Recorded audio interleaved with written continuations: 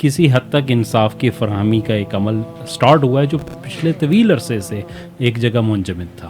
کیونکہ آپ کے ادارے فنکشنل نہیں رہے, ادارے پروڈکٹیو نہیں رہے, ادارے اپنا جو ہے نا فنکشن نہیں کر رہے ہیں, تو اسٹیٹ کا فیلئر اور کس شے کو کہتے ہیں؟ اسی شے کو کہتے ہیں. یہ ہے وہ جرم جو بندیال کوٹ کا ہے. اس کو آپ معاف کر دیتے ہیں, مٹی پا دیتے ہیں, تو پھر کیسے سیدھا ہو کے چلے گا؟ جسٹس وقار سیٹھ صاحب انہوں نے یہ اعتراض اٹھایا تھا کہ بھائی یہ کون سا اعترافی بیان ہے جو ایک ہی پرنٹڈ پیپر کے اوپر ایک ہی بیان ہے اور سب نے اس کے نیچے جو ہے نا انگوٹھے لگائے ہوئے ہیں. انہوں نے یہ برطانیہ ہی چھوڑ کے گیا ہے نا. ہمیں آج تک ان کی موجودگی کی فلسفی نہیں معلوم ہے. اور اس میں بھی گارجین کی ایک رپورٹ ہے کہ یہ جو تھی انٹیلیجنس شیئرنگ کہ وہاں پہ را نے قتل کروایا ہے, را یا انڈین انٹیلیجنس جو بھی تھی اس نے جو قتل کروایا ہے, اس کی انٹیلیجنس شیئرنگ امریکن انٹیلیجنس نے کینیڈین انٹیلیجنس کو دی ہے. کہ جو آدمی کسی کو اب سے بے جا میں رکھتا ہے, جو آدمی بغیر کسی وجہ کے کسی کو قید کر دیتا ہے, ٹھیک ہے, اس کے حقوق سلب کر لیتے ہیں جو اللہ نے اس کو دیے ہوئے ہیں, تو اس نے اس بندے کے خلاف کرائم نہیں کیا ہے, اللہ تعالیٰ کی اس ول کے خلاف کرائم کیا. وہاں چونکہ منارکی ہے, وہاں پہ بادشاہت ہے, تو وہ چیزیں اس طریقے سے تو نہیں ہے کہ لوگ اٹھا کے سڑکوں پہ آ جائیں اگلے دن پروٹیسٹ کرنا شروع, لیکن اندر خانے بہت کچھ ہو رہا ہے. پھر شاہی خاندان میں ڈویژن وہاں پہ وہی جو MBS کے جو کراؤن پرنس بننے کی وجہ سے جو شروع ہوئی ہے, اس میں کتنے لوگ ہیں جو غائب ہیں, جو آج تک منظر عام پہ نہیں آئے. اور یہ ذلت اصل ہے. اور دوسری بات, اور اسی کے نتیجے میں وہ جو آگے ہونا ہے نا, جو خبریں ہیں حدیثوں میں کہ بھائی ویل للعرب, عرب کے اوپر جو اتنی بڑی تباہی من شر اقترب, اس شر سے کہ جو قریب آ گیا ہے, اس کے لیے جواز کر لو, ٹھیک ہے. اور اس میں یہ ہے کہ جس کے 100 بیٹے ہوں گے 99 مارے جائیں گے, تو اس کا بھی تو جواز, مطلب کوئی جرم بھی تو اتنا بڑا ہونا چاہیے نا کہ جس کے نتیجے میں یہ ہو, تو وہ یہ جرم ہے.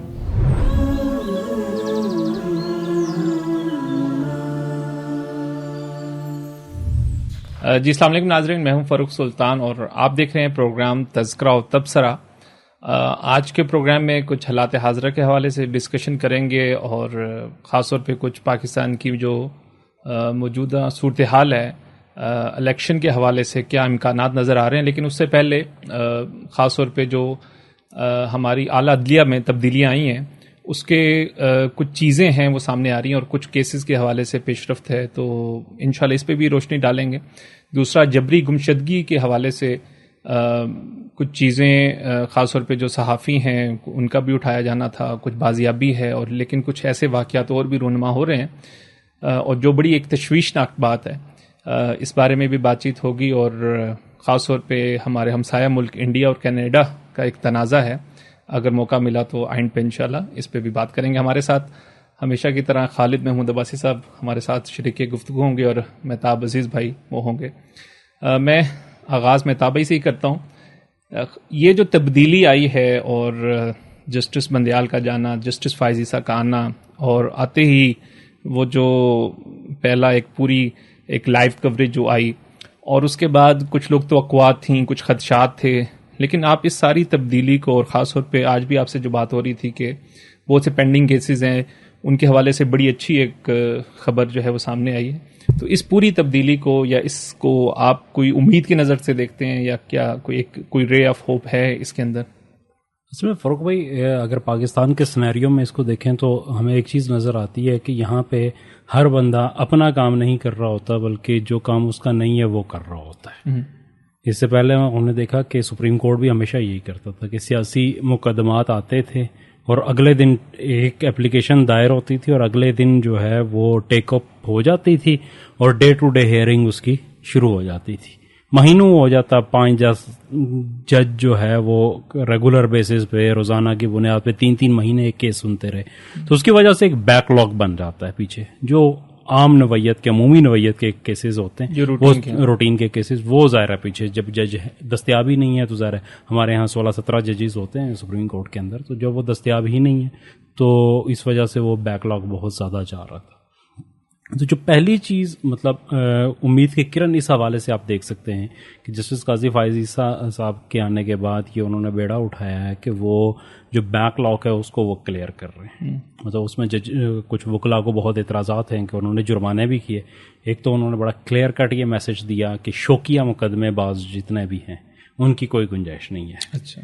پھر انہوں نے ایک بہت امپورٹنٹ ریمارکس دیا کہ عدالت سے تاریخ لینے کا کوئی جو ہے نا وہ سلسلہ اس کے بعد نہیں چلے گا، بلکہ جس کیس میں ہے آپ تیاری کر کے آئیں. بلکہ ایک نے کہا کہ میں ریکارڈ پیش کرنا چاہ رہا ہوں، تو انہوں نے کہا کہ بھائی ریکارڈ جو ہے یہ کیس آپ کا نیچے سیشن کورٹ سے شروع ہوا تھا اور سپریم کورٹ تک آنے میں اس کا ریکارڈ مکمل ہو چکا ہے. آپ آرگومنٹ دیں اور اس آرگومنٹ کے اوپر ایک ہی ہیئرنگ کے اوپر آپ فیصلہ سنا دیں. تو اس طریقے سے بہت تیزی سے کیسز جو ہے نا وہ نکلے ہیں، اور وہ کیسز جو ضمانتوں کے ہوتے ہیں یا جائیداد کے کیسز ہیں جو نیچے سے فیصلے ہو چکے ہوئے ہوتے ہیں. سپریم کورٹ میں اپیل ہوتی ہے، ویسے بیسکلی ایپلیٹ کورٹ ہے، یہاں پہ ٹرائل نہیں ہونا ہوتا. لیکن مسئلہ یہ تھا کہ جب ڈائریکٹلی 184 کے تحت ایک اپلیکیشن جو ہے نا بنیادی انسانی حقوق کی جو کلاز ہے اس کے تحت ایک اپلیکیشن دائر ہوتی تھی اور وہ پولیٹیکل موٹیو کی اپلیکیشن ہوتی تھی، اس کو directly supreme court take over کر لیتا تھا، تو پھر سارا ٹرائل جو ہے وہ سپریم کورٹ کے اندر ہی ہوتا تھا اور اس کے اندر بہت زیادہ وقت ضائع ہوتا تھا، جس کی وجہ سے یہ بیک لاگ بن رہا تھا. تو اس حوالے سے آپ کہہ سکتے ہیں کہ یہ ایک بڑی رے آف ہوپ ہے کہ چلیں لوگوں کو کسی نہ کسی حد تک انصاف کی فراہمی کا ایک عمل سٹارٹ ہوا ہے جو پچھلے طویل عرصے سے ایک جگہ منجمد تھا. تو قاضی صاحب ہم دیکھتے ہیں کہ آپ کے بھی بہت سے بیان آتے ہیں، خاص طور پہ اسلام کے اندر، قرآن کے اندر، جہاں انصاف کی فراہمی اور قانون کی حکمرانی کی بات آئی ہے. تو مطلب جیسے ایک جاتا ہے کہ ایک مین مقصد ہے اسلام کا کہ قانون کی حکمرانی کو قائم کرنا اور بلند کرنا. تو کچھ ایسی چیزیں تھیں جو بالکل جسے کہتے ہیں نا کہ ریڈ زون والے چیزیں، کچھ وہاں بھی اب ایسی، خاص طور پہ فیض آباد دھرنا کیس میں بالکل کلیئر ہو کے آپ کے سامنے رکھ دیتا ہوں. تو اور اس سے پہلے ایک پبلک ہیئرنگ جو اوپن ہوئی، اس میں بھی بہت سی ایسی چیزیں مطلب نام لیے گئے یا بہت سی ایسی چیزیں آئی ہیں جس سے ایک امید تو قائم ہوئی ہے کہ شاید آئیڈیل نہیں لیکن شاید اس طرف ہم سفر شروع کر دیں. دیکھیں جی، ہم تو کافی عرصے سے امید سے ہیں نا. مطلب وہ آرمی چیف کے بننے پر بھی ہمیں امید رہی، ان کے بھی ہمیں ایک توقعات ہیں. اور اس کی وجہ یہ ہے کہ دیکھیں دو چیزیں ہوتی ہیں. ایک تو تاریخ میں ایسی نظائر موجود ہیں کہ جب کسی آدمی کو عہدہ ملتا ہے تو وہ یکسر بدل جاتے ہیں. کئی نیک لوگ جو ہیں بہت ظالم بن گئے، اور کئی ایسے لوگ جو بہت عیاش مشہور تھے ان پہ اوپر جب ذمہ داری آئی تو وہ بہت ہی یعنی ذمہ دار ہو گئے، زندگی بدل گئی. بڑی بڑی شخصیات ایسی ہیں. یعنی آپ کو اندازہ ہوگا کہ حضرت عمر رضی اللہ تعالیٰ عنہ کے بارے میں بھی یہ تاثر تھا کہ بہت سخت گیر ہیں، لیکن خلافت ملنے کے بعد ان کے اندر بہت نرمی آ گئی، الٹ ہو گئے. حضرت ابو بکر صدیق رضی اللہ تعالیٰ عنہ بہت نرم طبیعت انسان تھی، خلافت مل گئی تو اس کے بعد انہوں نے کہا رسی بھی جو نہیں دے گا اس کے خلاف بھی. یہ چینجز آتی ہیں. حضرت عمر بن عبدالعزیز بہت بڑی شخصیت ہے. پہلے زندگی کچھ اور ہے، ذمہ داری ملنے کے بعد بالکل زندگی یکسر بدل گئی. یعنی بہت بڑا انقلاب ان کی اپنی شخصیت کے اندر آ گیا. تو اس طرح کی چیزوں کو دیکھ اچھا. اسی طرح بعض لوگ بنے ہوئے بڑے میٹھے ہوتے ہیں، لیکن جب ان کے پاس پورا اختیار آتا ہے تو اندر سے بہت زہر نکلتے ہیں. اس طرح کی مثالیں بھی ہیں. اب اس طرح کے جو بندے وہ نواز شریف سے پوچھیں، وہ جانتے ہیں ان کو بہت اچھی طرح. اس طرح کے بہت سارے لوگوں کے وہ ڈسے ہوئے ہیں، انہیں ایسے لوگ ملے. تو یہ چیز سمجھ لیجئے کہ بندوں کو ٹائم دینا پڑتا ہے. جب بھی کسی کو عہدہ ملے نا، یہ آپ ایک دم نہیں کہہ سکتے کہ یہ بندہ کیا کرے گا. اچھا، ہم نے یہ امید اس کے باوجود کیوں باندھی؟ اس لیے باندھی کہ اس سے ورسٹ اور کیا ہوگا. جو باجوہ صاحب اور فیض حمید صاحب کے دور میں پاکستان کے ساتھ ہو چکا تھا، اب اس کے بعد یا تو خاتمہ ہے یا پھر کوئی بھلائی ہوگی. اسی طرح عدلیہ، یعنی آپ یہ تو کبھی تاریخ میں جب یہ اس دور کا ذکر آئے گا، ثاقب نثار صاحب سے لے کر اور بندیال صاحب تک، تو یہ کلنک کا ٹیکہ ہے پاکستان کی عدلیہ کے اوپر. اس سے زیادہ کوئی اور وسط صورت ہو نہیں سکتی جو بندیال صاحب کے دور میں آ کے ہو چکی ہوئی تھی. اس سے یہ ایک ہم کہہ سکتے ہیں کہ اس ساری سچویشن کا ریورسل ہوگا. اور آپ کو معلوم ہے کہ جہاں پہ بالکل بلیک شیڈو ہو نا، تو اس کے بعد ہلکا سا وائٹ بھی ٹھیک ٹھاک وائٹ لگتا ہے. تو ہم یہ نہیں کہتے کہ کوئی ایک دم کوئی بڑی انقلابی تبدیلی آ جائے گی، لیکن بہتری کی طرف امید رکھتے ہیں.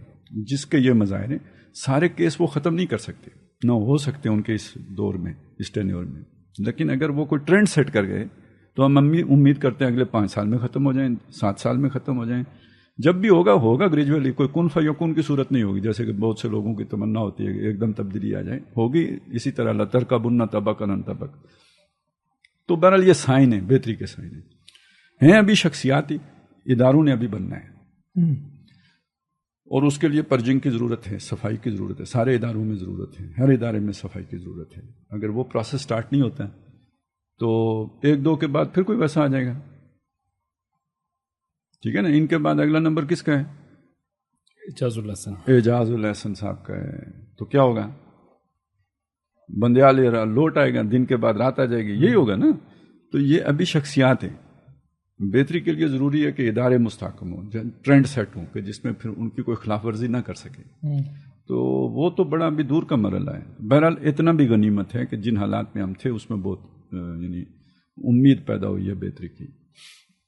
تو متابی خاص طور پہ خالد صاحب کہتے ہیں کہ چلیں اداروں کا بننا اور اداروں کا اپنی حدود و قیود کے اندر رہنا, ٹھیک ہے, اس میں غلطیاں تو شخصیات کی ہوتی ہیں اور اس کی وجہ سے سوری میں انٹرپٹ کر رہا ہوں کہ یہ آپ ذرا دیکھیں کہ پچھلے عرصے میں عدلیہ جا کے انتظامیہ کے کام کرتی رہی, انتظامی نوعیت کے آرڈرز پاس کرتی رہی, اس سے کتنا بڑا فساد پیدا ہوا ہے. اور یہ جو نیب کا ادارہ بنایا اس نے اس طرح جا کے تو وہ معاملہ کیا کہ بیوروکریسی ساری معطل ہو کے رہے گی. کوئی بندہ انیشیٹو لینے کے لیے تیار ہی نہیں ہے کیونکہ کل کیس بن جائے گا, کون رسیدیں پیش کرتا رہے گا. تو یہ جو پچھلے یعنی نا سمجھ یعنی کسی کو سمجھ نہیں ہے, ویژن کوئی نہیں ہے, بس اپنے پرسنل جو بھی گرجز ہیں اور جو اپنا ایجنڈا ہے اس کو لے کے لوگ چلتے رہے. اور جتنی پاور اسٹیٹ نے ان کو دی ہوئی تھی, وہ جو شور تھا نا Talibanisation of Pakistan, Talibanisation of Pakistan, وہ تو نہیں ہوا, لیکن وہ یہ اس طرح کا یعنی اس سے بھی ورس قسم کی صورت بن گئی. پرسنل ایجنڈے لوگ لے کے چلتے رہے, اس ساری پاور کو لے کے جو ریاست نے ریاست چلانے کے لیے دی تھی وہ اپنی ذات کو چلانے کے لیے استعمال کی. بالکل ٹھیک ہے. تو اس حوالے سے جو ابھی اناؤنس ہوا ہے جس کی ہیئرنگ اور اس کو ری اوپن کیا گیا ہے کیس کو, تو آپ سمجھتے ہیں کہ اس پوری اوور آل صورتحال میں اس کیس سے کچھ ہم مطلب ادارے سبق لیں گے یا اس سے کوئی ہماری جو اعتماد ہے اداروں کے اوپر وہ بحال ہوگا؟ دیکھیں ہوتا کیا ہے یہ تو مستقبل کی بات ہے, اس کے بارے میں کچھ بھی پیشن گوئی کرنا بھی بہت قبل از وقت ہے. لیکن ایک اچھی چیز یہ ہوئی ہے کہ آپ اندازہ یہ کریں کہ بے شمار لوگوں نے جو فیض آباد دھرنا کیس تھا اس کے خلاف اپلیکیشنز دائر کی ہوئی تھی. 6 اپلیکیشنز تھیں جو سپریم کورٹ میں جنہوں نے ریویو کے لیے اپلائی کیا تھا کہ اس فیصلے میں بہت سارے نقائص ہیں تو اس کی تصحیح ہونی چاہیے. تو جیسے ہی وہ کیس مقرر ہوا تو سب نے اپنی اپلیکیشنز واپس لے لی, کوئی بھی نہیں چاہ رہا کہ وہ اس فیصلے میں نقائص تھے. اور یہ بات جو جسٹس قاضی فائز عیسیٰ صاحب ہیں انہوں نے کہی بھی کہ بھائی یہ تو جب آپ واپس لے رہے ہیں تو آپ یہ تو بتائیں ہمیں کہ کیا جو ہے وہ یہ آئی کیوں تھی, اور اگر نقائص تھے تو وہ نقائص خود بخود دور ہو گئے یا یہ بات غلط کہی گئی تھی کہ اس فیصلے میں نقائص ہیں.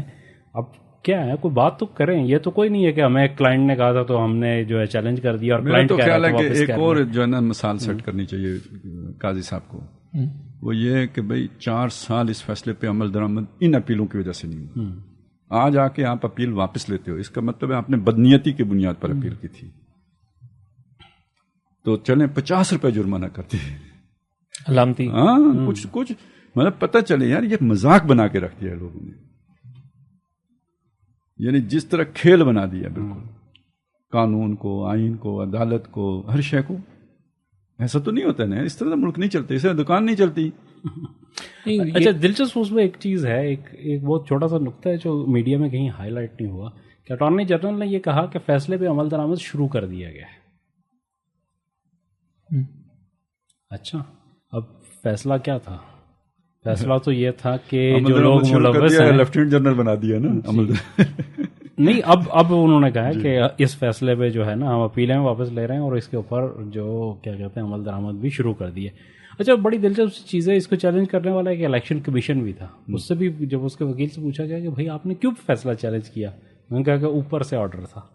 وہ اوپر انہوں نے کہا کس نے دیا تھا آرڈر, تو کوئی کسی کے پاس جواب نہیں, کوئی بتا نہیں رہا تھا کہ کس نے یہ کہا تھا کہ اس فیصلے کو چیلنج کرنا ہے. الیکشن کمیشن کا اس فیصلے سے تعلق کیا ہے؟ فرشتوں کو ثابت کرنا مشکل ہوتا ہے. غیر مرئی قوت, غیر مرئی قوت اعلام کرتے ہیں, القاء کرتے ہیں, وہی کرتے ہیں, تو وہ تو اس کا تو نہیں, کوئی دوسرا تو اس کا گواہ نہیں ہوتا.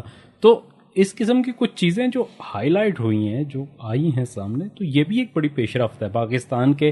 چونکہ دیکھیں بات یہ ہے کہ سینہ بسینہ باتیں چلتی رہتی ہیں, تھڑوں پہ بھی ہوتی ہیں, لیکن آن ریکارڈ نہیں ہوتی وہ چیزیں. عدالت کی ساری پروسیڈنگ جو ہے وہ آن ریکارڈ ہے, اس کی آبزرویشنز ہیں, وہاں پہ دلائل ہیں یا اس کے فیصلے ہوتے ہیں, تو وہ ریفرنس ہوتے ہیں, وہ باقاعدہ طور پہ ہماری جو قانونی تاریخ ہے اس کا حصہ بنتے ہیں کہ کس وقت میں کون سا کیس سنا گیا تھا, اس میں کیا دلائل دیے گئے تھے, اس دلائل کے اوپر آبزرویشنز کیا تھے, ریمارکس کیا تھے, اور اس کیس کا فیصلہ کیا آیا تھا. یہ ساری چیزیں اس کے نظائر بنتے ہیں مستقبل کے لیے. تو میرے خیال میں اس کا ایک ڈائریکٹلی جو بھی فیصلہ آتا ہے, جو بھی کچھ ہوگا, لیکن اس کا ٹیک اپ ہونا, وہاں پہ جو باتیں ہوئی ہیں, اور پھر انہوں نے کہا کہ عمل درآمد کی رپورٹ بھی مانگی ہے 27 اکتوبر تک, اور پھر جو ہے نا میرے خیال میں نومبر کی ابتدائی تاریخوں میں دوبارہ سماعت ہے اس کی. تو دیکھتے ہیں کہ کیا رپورٹ آتی ہے اور کیا آگے چلتا ہے کیس, وہاں پہ کلیئر ہوگا. لیکن جو کچھ ہوا ہے اس کو ہم پازیٹیو ہی کہہ سکتے ہیں. اچھا خالد صاحب, ایک جیسے پاکستانی قوم بھی ایک امید لگا لیتی ہے, ڈسے ہوئے تو ہیں, اب اس ڈسے ہوئے میں ایک لیڈر نکلتا ہے, مجھے کیوں نکالا, ووٹ کو عزت دو. وہ ووٹ کو ایسی عزت ملتی ہے کہ وہ پہلے ایک صف میں تھا, پھر دوسرے صف میں کھڑا ہو گیا, اور ابھی ایک ہفتے پہلے پھر ایک للکار سی اٹھی, پھر لوگوں نے کہا شاید کچھ ہو, لیکن ابھی وہ کل رات جو ہوا تھا, اس نے اسحاق ڈار نے جو بیان دیا کہ ہم نے تو اللہ کے حوالے کر دیا. اچھا دوسری طرف وہ لوگ جو اس سارے کیس میں انوالو تھے, وہ جیسے انہوں نے کہا کہ اپیلیں گورنمنٹ تھی پی ٹی آئی کی, اور پی ٹی آئی کہتی ہے کہ ہم توبہ ہوئے اور ہم نے یہ قصور کیے, اور آج ہم حقیقی لائن کے اوپر اس حقیقی اپوزیشن پہ کھڑے ہیں, اور ہم جو ہے وہ للکار رہے ہیں. تو یہ جو خلط ملط چیز ہوتی ہے, یہ بڑی سمجھ لیں کہ لوگوں کو کنفیوز کر دیتی ہے. اور ابھی تو لوگ جو ہے نا بالکل بیٹھ گئے ہیں, یار اس میں کوئی بھی ایسی پارٹی نہیں ہے, کوئی بھی ایسا بندہ شخص نہیں ہے جو اصولی موقف لے کے صحیح طور پہ تاریخ کے صحیح دھارے پہ کھڑا رہے. اچھا جی, پہلی بات تو یہ نا, دیکھیں ہمارے ہاں جو جتنے بھی پولیٹیشنز ہیں نا, ان میں سے کوئی بھی حقیقی معنی میں سیاستدان نہیں ہے. یہ سب اگر آپ اٹھان دیکھیں, دو قسم کے اٹھانے ہیں. ایک وہ لوگ ہیں جن کے اپنے پرسنل ایجنڈاز تھے, یا یوں کہہ لیں ویسٹڈ انٹرسٹ تھا, کاروبار ہیں یہ, اس کے تحفظ کے لیے سیاست میں انہیں آنا پڑا. وہ کوئی نیشنل ایجنڈے کے تحت سیاست میں نہیں آئے, یا قومی خدمت کے طور پر سیاست میں نہیں آئے. آپ کو اگر کاروبار اچھا کرنا ہے تو آپ کا ایک پولیٹیکل انفلوئنس آپ کو درکار ہوتا ہے. صحیح. وہ لابنگ کے تھرو کریں یا خود آ کے کریں. ویسٹ میں لوگ لابیاں بناتے ہیں, یہاں یہ خود آ جاتے ہیں, جاگیردار ہوں, سرمایہ دار ہوں, وہ خود آ جاتے ہیں لڑنے کے لیے. ایک چیز تو اس کے پیچھے یہ ہوتی ہے, ٹھیک ہے, کوئی بڑی سوچ نہیں ہوتی, کوئی ویژن نہیں ہوتا ہے, بس وہ اپنا جو دکان ہوتی ہے.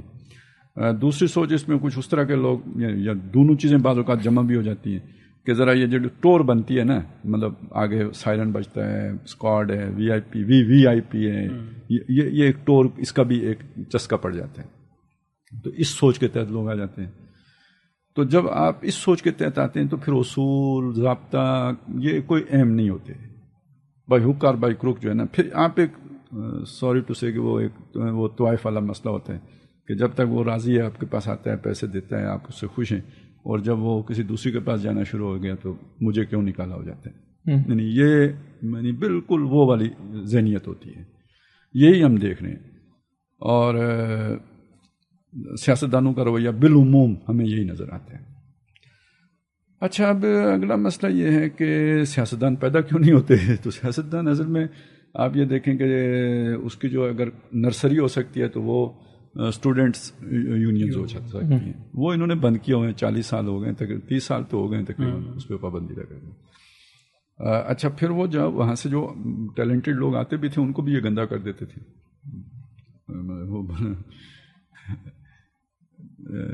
وہ پھر اصول پرستی کے ساتھ چل نہیں سکتے، کیونکہ مجموعی ماحول اصول پرستی والا نہیں ہے نا، ہر طرف بے اصولی ہے. تو وہ جو ضیاء الحق نے کہا تھا کہ آوے کا آوا ہی بگڑا ہوا ہے، تو سروائیو وہ کرتا ہے جو بے اصولی میں فٹسٹ ہے. سروائیول آف دا فٹسٹ کو اصول کے تحت جب آپ کا پورا ماحول جو ہے نا وہ کرپٹ ہے، تو کرپٹ بندہ ہی سروائیو کرے گا نا، بااصول بندہ سروائیو ہی نہیں کر سکتا، اس کی کوئی وہ نکو بن کے رہ جاتا ہے. لہذا یہ سارا. اور اچھا اب آپ یہاں پہنچ کے آپ کو یہ بات ماننی پڑے گی کہ جو اصل مقتدر ہیں ان کو یہ کانے جو ہے نا یہ گوارا ہے، مطلب یہی ان کی ضرورت ہے کہ ان کی کرپشن، ان کی جو ہے نا یہ نااہلی اور ویژن کا نہ ہونا، یہ ان کو فائدہ دیتا ہے، یہی ان کو سوٹ کرتا ہے. ان کو ایک لیڈر درکار نہیں ہے، وہ ان کے لیے خطرہ ہے. لہذا ایون اگر جو ہی کسی کی ذرا سی پبلک جو ہے نا وہ ہوتی ہے ایکسیپٹنس ہوتی ہے یا مقبولیت بنتی ہے، انہیں کھٹکنا شروع ہو جاتے ہیں. مطلب بھٹو کس نے بنایا، نواز شریف کس نے بنایا، عمران خان کس نے بنایا، لیکن جو ہی وہ اپنے فوٹنگ پہ کھڑا ہوتا ہے نظر آتا ہے تو وہ کہتے ہو یہ جو ہے نا خطرہ ہو گیا، اب اس کا مکو ٹھپو، اب اسے پھانسی چڑھاؤ، اب اسے کسی طرح جو ہے نا کنارے لگاؤ. یہ سارا چکر اس لیے چل رہا ہوتا ہے کہ وہ کوئی حقیقی لیڈر دیکھنا نہیں چاہتے. مسئلہ آ کے یہاں پھنس جاتا ہے کہ سارے مسئلوں کا جو بنیاد ہے نا، جڑ ہے، تو وہ پھر آپ کی خاکی اسٹیبلشمنٹ بن جاتی ہے. جو سول اسٹیبلشمنٹ ہے نا، بیوروکریسی، وہ ہو سکتا ہے وہ، لیکن وہ پیچھے رہ کے ہوتی ہے. جو فرنٹ پہ آ کے کھڑے ہوتے ہیں وہ یہ ہوتے ہیں. پھر سارا الزام پوری قوم دیکھ رہی ہے، اسی لیے پھر وہ سروے تو ہو رہے ہیں کہ جی بڑی مقبولیت ہے، لیکن جو مقبولیت ہے آپ کو اس کا اندازہ ہوگا. اب ایک طرف یہ صورت بنتی ہے، یہاں پہنچ کے نا تو جیسے ریئیکشن کا ایک معاملہ ہوتا ہے، اس میں بندہ کہتا ہے یار یہ ہونا ہی نہیں چاہیے، یہ ادارہ ہی نہیں ہونا چاہیے، یہ بالکل یہی کرپٹ ہے، اسی نے ساری کرپشن پھیلائی. یہاں تک تو ٹھیک ہے، لیکن جب آپ یہ نتیجہ نکالتے ہیں کہ یہ ہونا نہیں چاہیے، تو یہ نہیں ہوگا تو کل کیا ہوگا؟ کل یہ ہوگا کہ جی آپ کا ملک سروائیو ہی نہیں کر سکتا. کل یہ ہوگا کہ پھر کیونکہ آپ کے ارد گرد بیٹھے ہوئے ہیں، آپ کے خلا میں تو نہیں ہو، آپ کے لیے وہ جسے کہتے ہیں نا لیول پلینگ فیلڈ تو نہیں ہے دنیا میں. آپ نے اپنی ایگزسٹنس کے لیے کوئی زور لگانا ہے، اور وہ یہ اس ادارے کے اندر جان ہوگی تو آپ باقی ہو، نہیں ہوگی تو نہیں ہوگے. یہاں آ کے ایک کنفیوژن کریٹ ہو جاتی ہے. اب ذرا آپ ایک مطلب اپنے آپ کو اس جگہ پہ ان نواز شریف کے جوتوں میں پاؤں ڈالو یا عمران خان کے جوتوں میں پاؤں ڈالو، یا کوئی بھی محب وطن لیڈر ہے، یا چلیں اپنے مفاد کے لیے اسے ملک چاہیے، اس کے پاؤں میں جوتوں میں پاؤں ڈالو، تو اسے لگے گا کہ یار یہ ادارہ ہونا چاہیے. ادھر سے اسے لگتا ہے کہ ساری مصیبت یہ ہے. تو ایک صورت یہ بنے گی کہ آپ کہیں گے یار اسے ختم کرو، اسے کمزور کرو. کمزور کرنے کا مطلب ملک کمزور کرنا ہے. تو یہاں پہ جا کے ان سے فیصلہ نہیں ہو پاتا کہ یار اسے اگر ہم نے اس کو چھیڑ دیا، وہ کہتے ہیں نا مورال ڈاؤن ہو جائے گا. فیض آباد دھرنے کا اگر فیصلہ آ گیا تو مورال ڈاؤن ہو جائے گا. یہ اگر باجوے کو کچھ ہم نے کہہ دیا تو مورال ڈاؤن ہو جائے گا. یہ اصل مسئلہ ہے ان کا، یہ مسئلہ ہے مورال ڈاؤن ہو جائے گا. تو یہ پھر وہاں چاہتے ہیں کہ یار مورال ڈاؤن. میں بہت گڈ سینس میں بات کر رہا ہوں، اندر خانہ ڈیلوں کو ایک طرف رکھ رہا ہوں میں، چونکہ ان کی مجھے خبر نہیں ہے، میں گڈ سینس میں بات کر رہا ہوں. تو وہ یہ کہتے ہیں چلو جی کمپرومائز کر لیتے ہیں، وہ خیر ہے جی، چلیں بندہ معاف، مٹی پاؤ، معاف بھی کر دیتے. تو یہ چیز جو ہے نا اصل میں ہمارے کہنے کا مطلب یہ ہے کہ یہ اس طرح مسئلہ حل نہیں ہوگا. وہ لوگ کہ جو یہ چاہتے ہیں کہ ادارے کو کمزور کیا جائے، ادارہ کمزور نہیں ہونا چاہیے، مضبوط ہونا چاہیے. لیکن مضبوط کرنے کا یہ طریقہ نہیں ہے کہ مٹی پاؤ. مٹی پانے کا مطلب یہ آپ نے کینسر دبا دیا ہے، ٹھیک ہے نا، اور ادارہ بدنام ہوگا، کامیاب نہیں ہوگا، جیسے کہ ہو رہا ہے. اب ضرورت یہ ہے کہ ادارے کو جیسے جوان اپنا لہو پیش کرتے ہیں، شہیدوں کے خون سے ہی چلتا ہے، تو اب بڑے بھی پیش کریں. جو مجرم ہیں ان کو کٹہرے میں ادارہ خود پیش کرے. اس سے ادارے کی نیک نامی میں اضافہ ہوگا، کریڈیبلٹی بنے گی، پبلک اس کے پیچھے آ کے کھڑی ہوگی. مورال ڈاؤن نہیں ہوگا، مورال اس کے نتیجے میں زیادہ جو ہے نا اپلفٹ ہوگا. وہ جسے کہتے ہیں نا ان کے اندر ایک اعتماد پیدا ہوگا، قوم بھی ان کے پیچھے جا کے کھڑی ہوگی، اور جو روگ ایلیمنٹ ہے وہ ڈسکریج ہوگا. اور روگ ایلیمنٹ ڈسکریج ہوگا. جب تک آپ نے اسے ڈسکریج نہیں کیا یہ عارضی ہوگا. مطلب آپ پہ بہت اچھی شخصیت ہیں، حافظ صاحب بہت اچھے انسان ہیں، وہی جو ابھی ہم نے عدلیہ کے حوالے سے بات کی، کل کوئی دوسرے صاحب آ جائیں گے. یہ سیاستدان ساری کھیر پکائیں گے، مثلا محنت کریں گے، فرض کریں ذرا سی معیشت کی پٹری جو ہے نا سیدھی کریں گے، بے شک وعدے ہونا، آج بیٹھ کے وعدے کر رہے ہوں گے، نا جی ہم پھر بالکل ہاتھ بھی نہیں لگائیں گے، قریب بھی نہیں آئیں گے، یہ بھی نہیں کریں گے، وہ بھی نہیں کریں گے. میری بات سنیں، زرداری صاحب صدر بن کے اگر کہیں کہ وعدہ ہی کیا تھا نا، کوئی قرآن و حدیث تو نہیں لکھی تھی، تو کل کوئی اور کہے بھائی وعدہ تو اس نے کیا تھا نا، حافظ نے کیا تھا، وہ جاؤ اسے ڈھونڈو کدھر ہے حافظ. اب تو اسٹک میرے ہاتھ میں ہے، میں تو کسی حافظ کو نہیں جانتا، کیا کر لیں گے آپ؟ ٹھیک ہے، یا حافظ صاحب بھی کہیں تو آپ کیا کر لیں گے؟ تو یہ نواز شریف صاحب اگر یہ بات کر رہے ہیں نا مٹی پاؤ، تو یہ مٹی پاؤ ناسمجھی کی بات ہے. یہ مٹی پاؤ، اچھا یہ ادارہ ہے یہ چاہ رہا ہے مٹی پاؤ، تو ادارہ بھی ناسمجھی کی بات کر رہے ہیں. یہ مٹی پاؤ سے کام نہیں چلے گا. عدالت بھی وہ آ گئی ہے، عدالت کے اندر بھی پرجنگ ہونی چاہیے، ادارے کے اندر بھی پرجنگ ہونی چاہیے.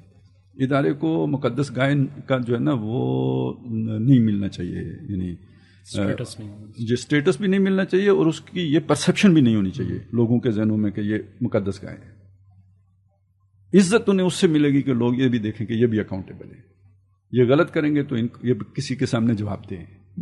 یہ آپ کریں گے تو یہ قوم کا بھی فائدہ ہے، ادارے کا بھی فائدہ ہے، ملک کا بھی فائدہ ہے، اور یہ ایک نظام پر یہ ملک چل پڑے گا. ہمارے لیے بہت اپرچونٹیز ہیں. جو نئی تازہ ترین صورتحال ہے نا، ابھی وہ آپ نے کینیڈا والی بات کی، اس جگہ پہ بیٹھ کے ہم اس سے پہلے بات کر رہے تھے نا، یہ کہ آپ کو لگتا ہے کہ انڈیا طاقتور ہے، لیکن جو انتہا پسندی وہاں پہ آ چکی ہے یہ اس کے لیے سم میں قاتل ہے. اب اس کے مظاہر سامنے آنے شروع ہو گئے نا. انڈیا بے شک اس وقت آپ کو ہٹا کٹا نظر آ رہا ہو، معیشت اس کی وہ نظر آ رہی ہو.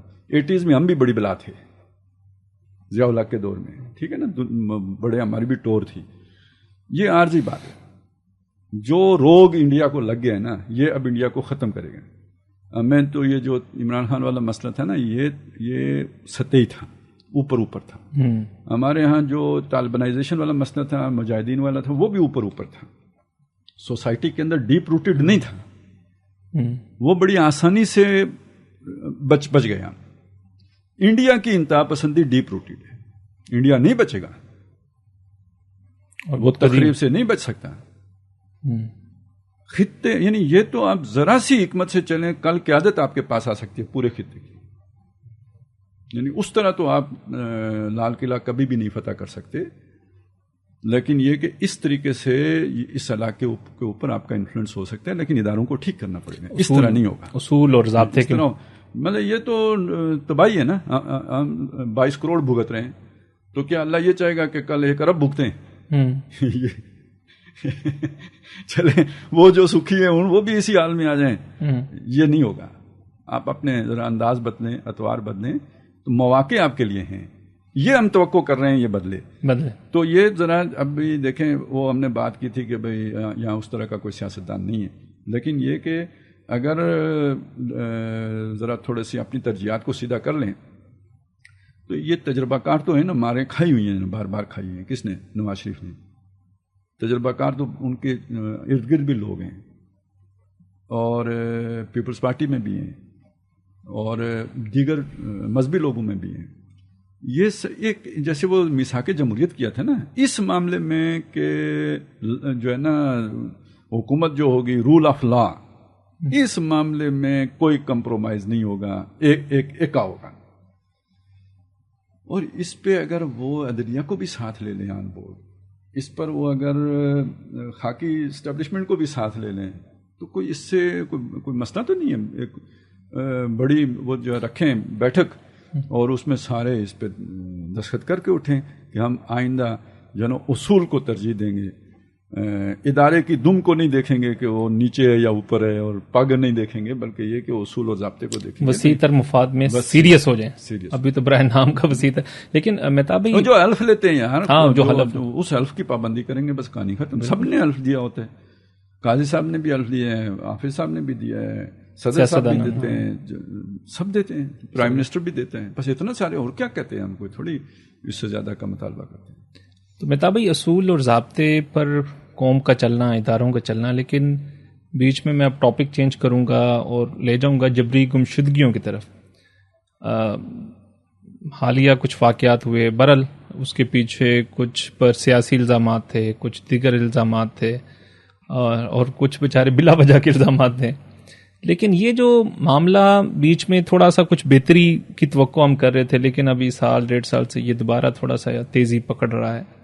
اس حوالے سے بھی اداروں کو سوچنا نہیں چاہیے، خاص طور پہ جو ادارے اس کام میں ہیں اور دوسری طرف عدلیہ کو اس حوالے سے بھی کوئی اقدامات اپنانے چاہیے، کیونکہ عدلیہ کے وہ میں نے دیکھے تھے، وہ ابھی وہ ہوا ہے جو آمنہ مسعود کا وہ جو ایک انہوں نے نیشنل آرٹ کونسل میں انہوں نے تصویری نمائش کی ہے، تو اس میں بہت سے سرخیاں اخبارات کی سپریم کورٹ کی بھی لگائیں گئی ہیں کہ ہم اس پہ لیں گے، ایکشن لیں گے، بہت سے بیانات بھی ہوئے ہیں، پھر قانون بنے ہیں، ضابطے بنے ہیں، آپ نے تو اس پہ کافی ریسرچ بھی کی ہے کہ ورڈکٹس آئی ہیں کہ ایسا نہیں ہونا چاہیے، اور اگر کسی کا کوئی جرم ہے، کسی پہ کوئی الزام ہے، اس کو قانون کے ضابطے میں لانا چاہیے، لیکن یہ معاملہ رک نہیں رہا۔ اصل میں فروغ بھائی اس کی اگر جڑ دیکھیں تو خیر یہ پوری دنیا میں اس قسم کے واقعات ہوتے رہتے ہیں، یہ کوئی ایسے نہیں ہے، لیکن پاکستان کے اندر اسپیشلی 9/11 کے بعد جو ہے اسے باقاعدہ ایک کمپین کی شکل دی گئی تھی۔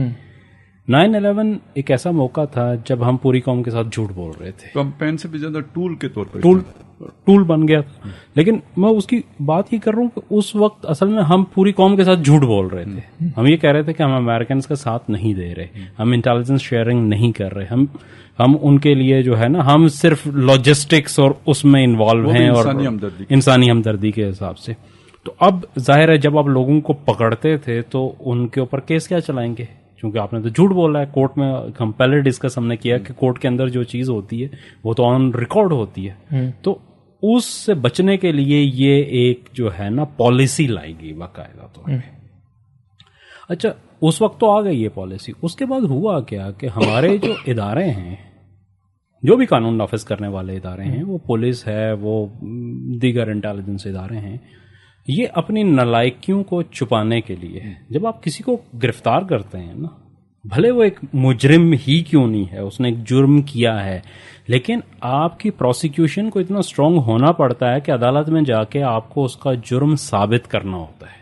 ایسے نہیں ہو سکتا کہ ایک بندے کو کسی بندے نے دیکھ لیا قتل کرتے ہوئے، اس نے دیکھا کہ فلاں بندے نے قتل کر دیا، ٹھیک ہے، اور وہ اس کو ثابت نہیں کر سکا، نہ اس کے ساتھ مطلب پولیس کا ایک فرض کریں ایس ایچ او ہے تو اس کی صرف ایک گواہی ہے، قانون کی نظر میں اس کی صرف ایک گواہی ہے کہ اس نے فلاں کو قتل کیا تھا، اس نے آلہ قتل بھی برآمد کرنا ہے، اس نے ایویڈنس بھی کرنا ہے، اس کے ساتھ کراس میچ بھی کرنا ہے اسے کہ یہ وہاں پہ موجودگی بھی ثابت کرنی ہے، تب جا کے اس کو سزا ہو سکے گی، ادروائز ورنہ تو اگر صرف یہ کہہ لیں تو ایسا چو جس کے لیے کہے کہ میں نے اس کو دیکھا ہے قتل کرتے ہوئے تو اس کو سزا عدالت دے دے تو وہ ایک انارکی کی کیفیت ہو جائے گی۔ تو اس لیے قانون کے ایک پروسیجرز بنے ہوئے، اب یہ اپنی نالائکیاں جو ہیں وہ ان سے قابو میں نہیں آتی، تو یہ کرتے کیا ہیں کہ انہوں نے وہ جو پالیسی اس وقت بنی تھی پرویز مشرف نے، اللہ اسے جہنم کے جو ہے نا شدید ترین عذاب سے دوچار کرے، لیکن جو اس نے اس ملک کے اوپر یہ ظلم کیا،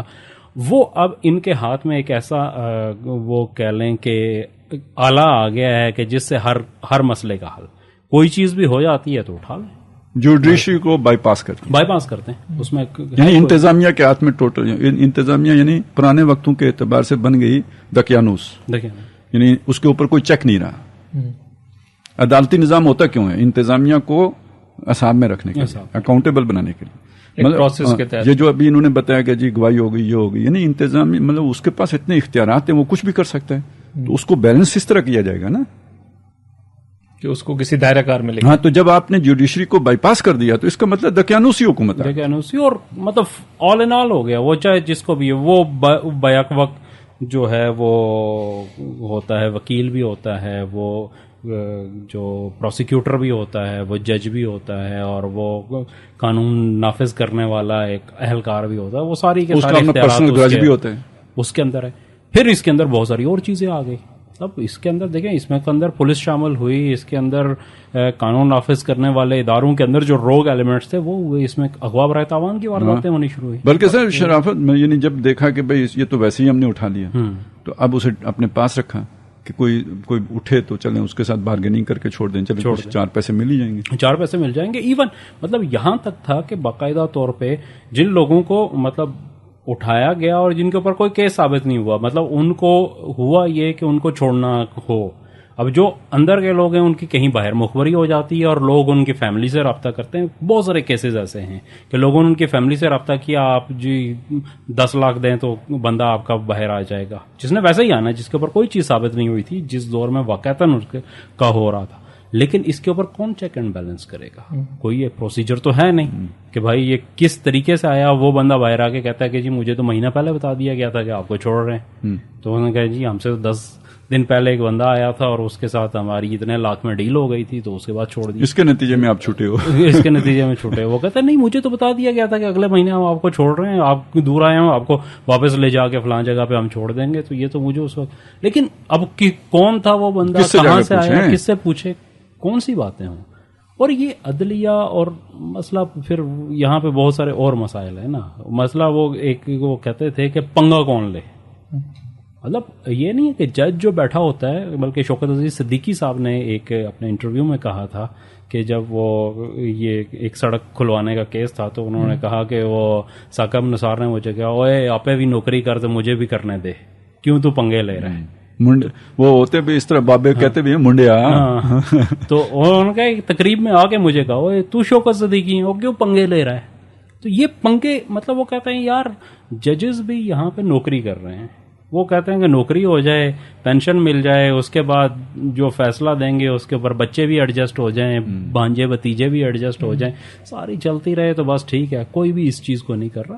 لیکن ریاست کو یہ سوچنا ہوگا کہ میں پھر بار بار میں نے وہ مطلب سوشل میڈیا پہ بھی بہت لکھا ہے اس کے اوپر کہ بھائی آپ جو ڈراموں کے اوپر اور یہ کیا کہتے ہیں کمپینز کے اوپر بیرون ملک چلاتے ہو اپنا سافٹ امیج کریٹ کرنے کے لیے کہ نہیں بڑا پیسفل ملک ہے اور بڑا وہ ہے, تو وہاں پہ جب یہ خبر جاتی ہے کہ اتنے سینکڑوں لوگ جو ہے وہ جبری گمشدگی کا شکار ہیں, لوگوں کی لاشیں ملتی ہیں, لوگوں کے اوپر کیس بنائے جاتے ہیں, اور پھر مطلب میں آپ کو بتاؤں کہ ایسے عجیب و غریب قسم کے معاملات ہیں. یہ تو خیر ایسا ٹاپک ہے کہ جس کو چھیڑ دیں تو شاید وہ اس کے اوپر پوری رات گزر جائے تو یہ ختم نہ ہو.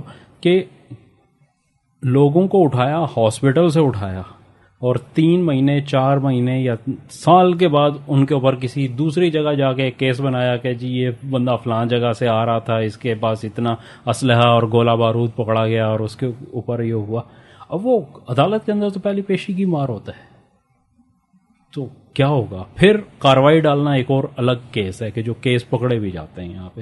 اس کے اندر بھی ہے کہ ایک بندے نے فرض کریں اس کا جرم یہ ہے کہ اس نے کسی جگہ کسی بندے کو پسٹل سے شوٹ کر دیا, دہشت گردی کی واردات کی, اس نے کسی کو شوٹ کر دیا. اس کے اوپر جناب آپ نے جو ہے وہ اس علاقے کی تمام وارداتیں اس کے اوپر ڈال دی ہیں, اور اس وقت کی بھی شاید کوئی FIR اسی کے اوپر ڈال دی ہو جب وہ پیدا بھی نہیں ہوا تھا. تو اب یہ چیزیں عدالت میں ظاہر ہے پروف نہیں ہوتی. تو وہ ساری چیزوں کو جمع کر کے ایک جگہ پہ لے کے آنے کا ایک آسان سا حل ہے کہ بندہ اٹھا لو اور اس کے بعد ایک پروگریس رپورٹ دو کہ اتنے جو ہے نا وہ ٹیررسٹ ایلیمنیٹ کر دیے, اتنے. وہ آپس میں رپورٹ بازی چلتی رہتی ہے, اوپر تک وہ جاتی ہے, واپس آتے ہیں, اور کوئی یہ سوچ نہیں رہا ہوتا کہ اس کا جو ہے نا امپیکٹ کیا آ رہا ہے, سوسائٹی کے اندر کیا آ رہا ہے. جو پہلے بات کر رہے تھے کہ لوگ پیچھے کھڑے ہونے سے کیوں جو ہے نا وہ بتا بھائی. ایک بندہ, ایک بڑا کیس ہوا تھا, دھماکہ ہوا تھا کراچی میں, بڑا مشہور ہوا. اس میں جو بندہ جس نے اعتراف کیا کہ یہ میں نے کیا ہے, وہ 1 سال پہلے سے ان کی کسٹڈی میں تھا. مجھے ذاتی طور پہ پتہ ہے کہ ان کی کسٹڈی میں تھا, یہ سنی سنائی بات نہیں ہے, 1 سال پہلے سے تھا, وہ اٹھا دیا گیا تھا. تو اس کی ماں نے اس سے پوچھا کہ بھائی تم نے یہ کیسے اعتراف, تم تو پہلے سے ادھر ہی ہو. اس نے کہا کہ یہاں پہ جو ہے نا وہ ڈرل مشین رکھی ہوئی تھی, اگر میں دستخط نہ کرتا اس اعترافی بیان کے اوپر تو انہوں نے سوراخ کرنا تھا. خالد صاحب یہ مطلب پشاور ہائی کورٹ نے فوجی جو کورٹس تھیں ان میں 100 سے زیادہ سزا یافتہ جو قیدی تھے ان کے سزائیں معطل کی تھیں, اور وہ فیصلہ ابھی تک سپریم کورٹ میں پینڈنگ ہے. اس کے اندر جو جج تھے جسٹس وقار سیٹھ صاحب, انہوں نے یہ اعتراض اٹھایا تھا کہ بھائی یہ کون سا اعترافی بیان ہے جو ایک ہی پرنٹڈ پیپر کے اوپر ایک ہی بیان ہے اور سب نے اس کے نیچے جو ہے نا انگوٹھے لگائے ہوئے ہیں. انہوں نے ایک پرنٹڈ بیان کا, اس کا ایک پروسیجر ہے, جب آپ اعترافی بیان دیتے ہیں تو اس کا بھی ایک پروسیجر ہوتا ہے, اور اس کے اندر بھی یہ چیز ہوتی ہے کہ وہ عدالت میں آ کے اعترافی بیان لیا جاتا ہے اور اس کے بعد اس کی کسٹڈی چینج ہو جاتی ہے. مطلب ایک بندے نے اگر وہ پولیس جب اریسٹ کرتی ہے کسی کو تو وہ کورٹ سے کہتی ہے کہ انویسٹیگیشن کے لیے اس کا فزیکل ریمانڈ دیا جائے. فزیکل ریمانڈ کا مطلب یہ کہ وہ پولیس کے پاس رہے گا. جب وہ واپس اس کا فزیکل ریمانڈ ختم ہوتا ہے تو دوبارہ عدالت میں پیش ہوتا ہے, اور دوبارہ عدالت میں پیش ہونے کے بعد وہ اعترافی بیان اگر دیتا ہے اس کے بعد تو اس کی کسٹڈی چینج ہو جاتی ہے, وہ جو جیل اتھارٹی کے جوڈیشل ریمانڈ پہ جیل اتھارٹیز کے پاس چلا جاتا ہے, وہ پولیس کے پاس دوبارہ نہیں آتا, اور پھر بھی اس کے پاس چانس ہوتا ہے کہ وہ اگلی دفعہ پھر آگے عدالت کو یہ بتا سکے کہ جی میرے اوپر جبرن تو نہیں لیا گیا تھا بیان. تو یہ کون سا ہے کہ آپ نے ایک بندے کو اٹھایا جس کے ویئر اباؤٹس کا کوئی پتہ نہیں ہے, جس کو وکیل نہیں کرنے دیا گیا, آپ نے اس کے اوپر اعترافی بیان لے کے آپ سزائے موت اسے دے رہے ہیں. تو یہ اس قسم کے معاملات سے میرے خیال میں اب نکل جانا چاہیے, بہت ہو گیا 9/11 سے بہت نقصان ملک کو پہنچ چکا ہے. اس کا ایک چھوٹا سا پہلو جو میں صرف اس کی طرف توجہ دلانا چاہوں گا, وہ یہ بھی ہے کہ بھئی ہماری عدلیہ بھی, اب دیکھیں نا ٹرکوں شرکوں کی باتیں تو ہم نے سنی لی نا, تو مجرم جو ہے نا پیسے دے کے چھوٹ بھی جاتے ہیں, تو یہ ایک جواز بن جاتا ہے اس کے لیے, ٹھیک ہے. یعنی اس طرف کا بھی یہ ایک پہلو ہے. دوسرا پہلو بھی ہے, دوسرا یہ ہے کہ یہ جو سلسلہ پروین مشرف کے دور سے شروع ہوا نا, یہ بڑھتا ہی چلا گیا, یہاں تک کہ پھر یہ جو پچھلے دور میں کچھ ایسے, عمران خان کے دور میں کچھ ایسے واقعات ہوئے کہ ادارے بیک فٹ پہ چلے گئے. خاص طور پہ میرا خیال یہ تھا کہ متی اللہ جان کے اٹھائے جانے کے بعد یہ اس دور میں صحافیوں کی بڑی کافی جو ہے نا ڈسکریج ہوئے, اور وہی مورال ڈاؤن ہوا, اور یہ توقع پیدا ہو گئی تھی کہ اب یہ سلسلہ رک جائے گا. لیکن اب دیکھیں جو پچھلے 8-9 مہینے میں جو کچھ بھی ہوا ہے, خاص طور پہ 9 مئی کے بعد جو کچھ ہوا ہے, 9 مئی کو اور جو 9 مئی کے بعد ہوا, جس طرح عدالتوں نے آنکھیں بند کر کے قانون کی دھجیاں اڑائی ہیں اور مجرموں کو سپورٹ کیا ہے, اور جس طریقے سے ہر طرح کے جو ہے نا وہ ضابطے کو, اخلاق کو پس پش ڈال کر ون سائیڈڈ فیصلے کیے گئے, تو اس کے بعد تو کوئی چارہ نہیں رہا سوائے اس کے کہ جن کو آپ مجرم سمجھتے انہیں آپ خود ہی ڈیٹین کر لیں. کس عدالت میں لے کے جائیں گے؟ وہ تو جو سب کے سامنے جو کیمروں میں آئے ہوئے ہیں ان کو بھی چھوڑنے کے لیے تیار ہیں, وہ ایک مہینے کی پروٹیکٹیو بیل دینے کے لیے تیار ہیں, بیٹھے ہوئے یعنی پہلے ہی سے جیسے ماں بیٹھی ہوتی ہے انتظار میں. تو اس چیز نے اثر نو اداروں کو یہ گندا کھیل کھیلنے کا جواز دے دیا. یہ جو تازہ مہم ہے نا, یہ اس کو جواز اس سے ملا ہے, اور یہ جو اس سب کا الزام آئے گا نا یہ بندیال کوٹ کے اوپر, وہی نا اس نے تو جس طرح ان کو پروٹیکٹ کیا تھا اور جس طریقے سے وہ بھی تو مذاق ہی بن گیا تھا نا, مذاق بن گیا تھا. کیا کریں, کدھر لے کے جائیں؟ تو پھر یہی کریں گے, پھر یہ کہ آپ چھوڑتے جائیں ہم پکڑتے جائیں گے, پھر تو مقابلہ ہو شروع ہو جاتے ہیں نا, جیسے کہ پرویز الہی کے ضمن میں ہمارے سامنے آ گیا ہے. لیکن خالد صاحب اس سارے سینیریو کے اندر ریاست کہاں کھڑی ہو؟ کہیں بھی نہیں ہے. یہ بہت اہم بات ہے. اس کا صاف مطلب کیا ہے؟ جب ایک ادارہ اس بات پر مجبور ہو گیا, اب یہاں وہ پہلے والی بات کو چھوڑ کے اس بات پہ جو میں نے کہی ہے اس پہ آئے, جب آپ مجبور ہو گئے کہ آپ خود ہی فیصلہ کریں, تو یہ فیلڈ اسٹیٹ کی علامت ہے, کیونکہ آپ کے ادارے فنکشنل نہیں رہے, ادارے پروڈکٹیو نہیں رہے, ادارے اپنا جو ہے نا فنکشن نہیں کر رہے ہیں. تو اسٹیٹ کا فیلئر اور کس شے کو کہتے ہیں؟ اسی شے کو کہتے ہیں. یہ ہے وہ جرم جو بندیال کوٹ کا ہے. اس کو آپ معاف کر دیتے ہیں, مٹی پا دیتے ہیں, تو پھر کیسے سیدھا ہو کے چلے گا؟ یہ ہے وہ جرم جو پچھلی مافیا نے کیا ہے. اس پر آپ مٹی پا دیں گے تو کیسے نظام چلے گا؟ یہ چیز ہے جو ہم عرض کرنے کی کوشش کر رہے ہیں. یہ فیلڈ اسٹیٹ کی علامت ہے جب آپ کے اداروں کے اندر سے افراد اٹھ کے اپنا کھیل کھیلنا شروع کر دیں. اچھا, اور ادارے کی طاقت کے بل پہ شروع کر دیں. اس سے بڑے فیلئر اور کیا ہوگا؟ پھر تو مافیا ہے نا, پھر ادارہ تو نہیں رہا. اچھا, اس حوالے سے کیا مطلب ہماری ساری جماعتوں میں, سیاسی جماعتیں, دینی جماعتیں, مطلب جو بھی سول سوسائٹی ہے, اس معاملے پہ کوئی ہمارا کنسنسس نہیں ہونا چاہیے؟ میں مثال اس لیے دیتا ہوں کہ ابھی ایک صحافی, بڑے سینئر جو ابھی صحافی کہہ لیں یا سیاسی ورکر کہہ لیں, جو ابھی رہا ہو کے آئے ہیں, عمران ریاض خان. اب جس دور میں عمران خان کے دور میں بہت سے لوگ جو ہے جبری طور پہ گمشدہ ہوتے تھے, تو ان کا ایک آرگومنٹ تھا, کچھ تو کیا ہوگا, بالکل ایسے, اور ٹھٹھا اڑایا جاتا تھا, مذاق اڑایا جاتا تھا, ان کے خلاف پورے ٹرینڈ بنتے تھے. اللہ معاف کرے, اب وہی اس چیز سے دوچار ہوئے. ٹھیک ہے, دوسرے لوگوں نے ان کے لیے آواز اٹھائی, لیکن اب سب کو سمجھ نہیں جانا چاہیے کہ یار ہماری بقا, ہمارا استحکام, ہمارا بچاؤ اسی میں ہے کہ یار ہم دستور اور ضابطے کے مطابق چلیں. کل کو وہ کوئی بھی ہو سکتا ہے, کل کو وہ کسی ادارے کا بھی یا کسی مطلب کوئی بھی بندہ ہو سکتا ہے, وہ اسی طرح بے ضابطے طریقے سے اٹھا لیا جائے. یہ دیکھیں, یہ اس کا تعلق ہے اب مسئلہ سیوک سینس سے ہے. جو آپ یہ دیکھیں نا 10 کروڑ کا مکان بنائیں گے, ڈرینیج گلی میں چھوڑ دیں گے سارا پانی. اس کا کیا مطلب ہے؟ مکان ایسا ہم نے بنایا نا جو ہے نا چمکیلا اور لش پش کرتا ہے, لیکن گلی میں پانی چھوڑ دیں گے, اس کے ڈرینیج کا کوئی انتظام نہیں کریں گے کہ دوسروں کو تکلیف پہنچے. ہاں اچھا جہاں پہ کوئی جہاں بھی گنجائش ہوگی گلی تنگ کر دیں گے. ٹھیک ہے, اس کا کیا مطلب ہے؟ اس کا مطلب یہ کہ ہمیں مل جل کے رہنے کے طریقے نہیں آتے ہیں. ہم اب بھی بس اپنی ذات سے باہر دیکھنے کے لیے تیار نہیں ہیں. جب اتنی ساری بات ہمیں نہیں آتی ہے تو یہ تو بہت اوپر کی بات آپ کر رہے ہو کہ بھائی قانون تو ضابطہ, یہ وہ کیا ہے, یہ عمرانیات سے متعلق چیزیں, عمران خان سے نہیں, ٹھیک ہے نا, یہ سوشیالوجی سے متعلق چیزیں. تو اب مسئلہ یہ ہے کہ ایسا محسوس ہوتا ہے کہ دنیا کو دیکھ کے ہم نے یہ ادارے تو بنا لیے, کیونکہ جی امریکہ میں یہ ادارے ہیں, کیونکہ برطانیہ میں یہ ادارے, یہ برطانیہ ہی چھوڑ کے گیا ہے نا. ہمیں آج تک ان کی موجودگی کی فلسفی نہیں معلوم ہے, وہ بڑے بڑوں کو نہیں معلوم, جو چلا رہے ہیں معلوم ہوتا ہے ان کو بھی نہیں معلوم. اگر معلوم ہو تو اس طرح کے فیصلے نہ کریں, اس طرح کی پالیسیاں نہ بنائیں, اس طرح اداروں کو بے توقیر نہ کریں. تو اب اگلا مسئلہ یہ ہے کہ ایجوکیشن. تو ایجوکیشن وہ ہمارا جو بھی ٹیلنٹڈ بچہ ہوتا ہے اس کو ہم انجینئرنگ کے دے دیتے ہیں, میڈیکل سائنس کی دے دیتے ہیں, کمپیوٹر کی دے دیتے ہیں, سوشیالوجی کی طرف تو ہم اسے آنے ہی نہیں دیتے. اور جو جن سے سی ایس ایس وغیرہ کراتے ہیں تو ان کو پہلے ہی ٹریننگ دے دیتے ہیں کہ بھائی باس از آلویز رائٹ. ہاں دوسری بات ہی نہیں کرنی ہے, ٹھیک ہے نا.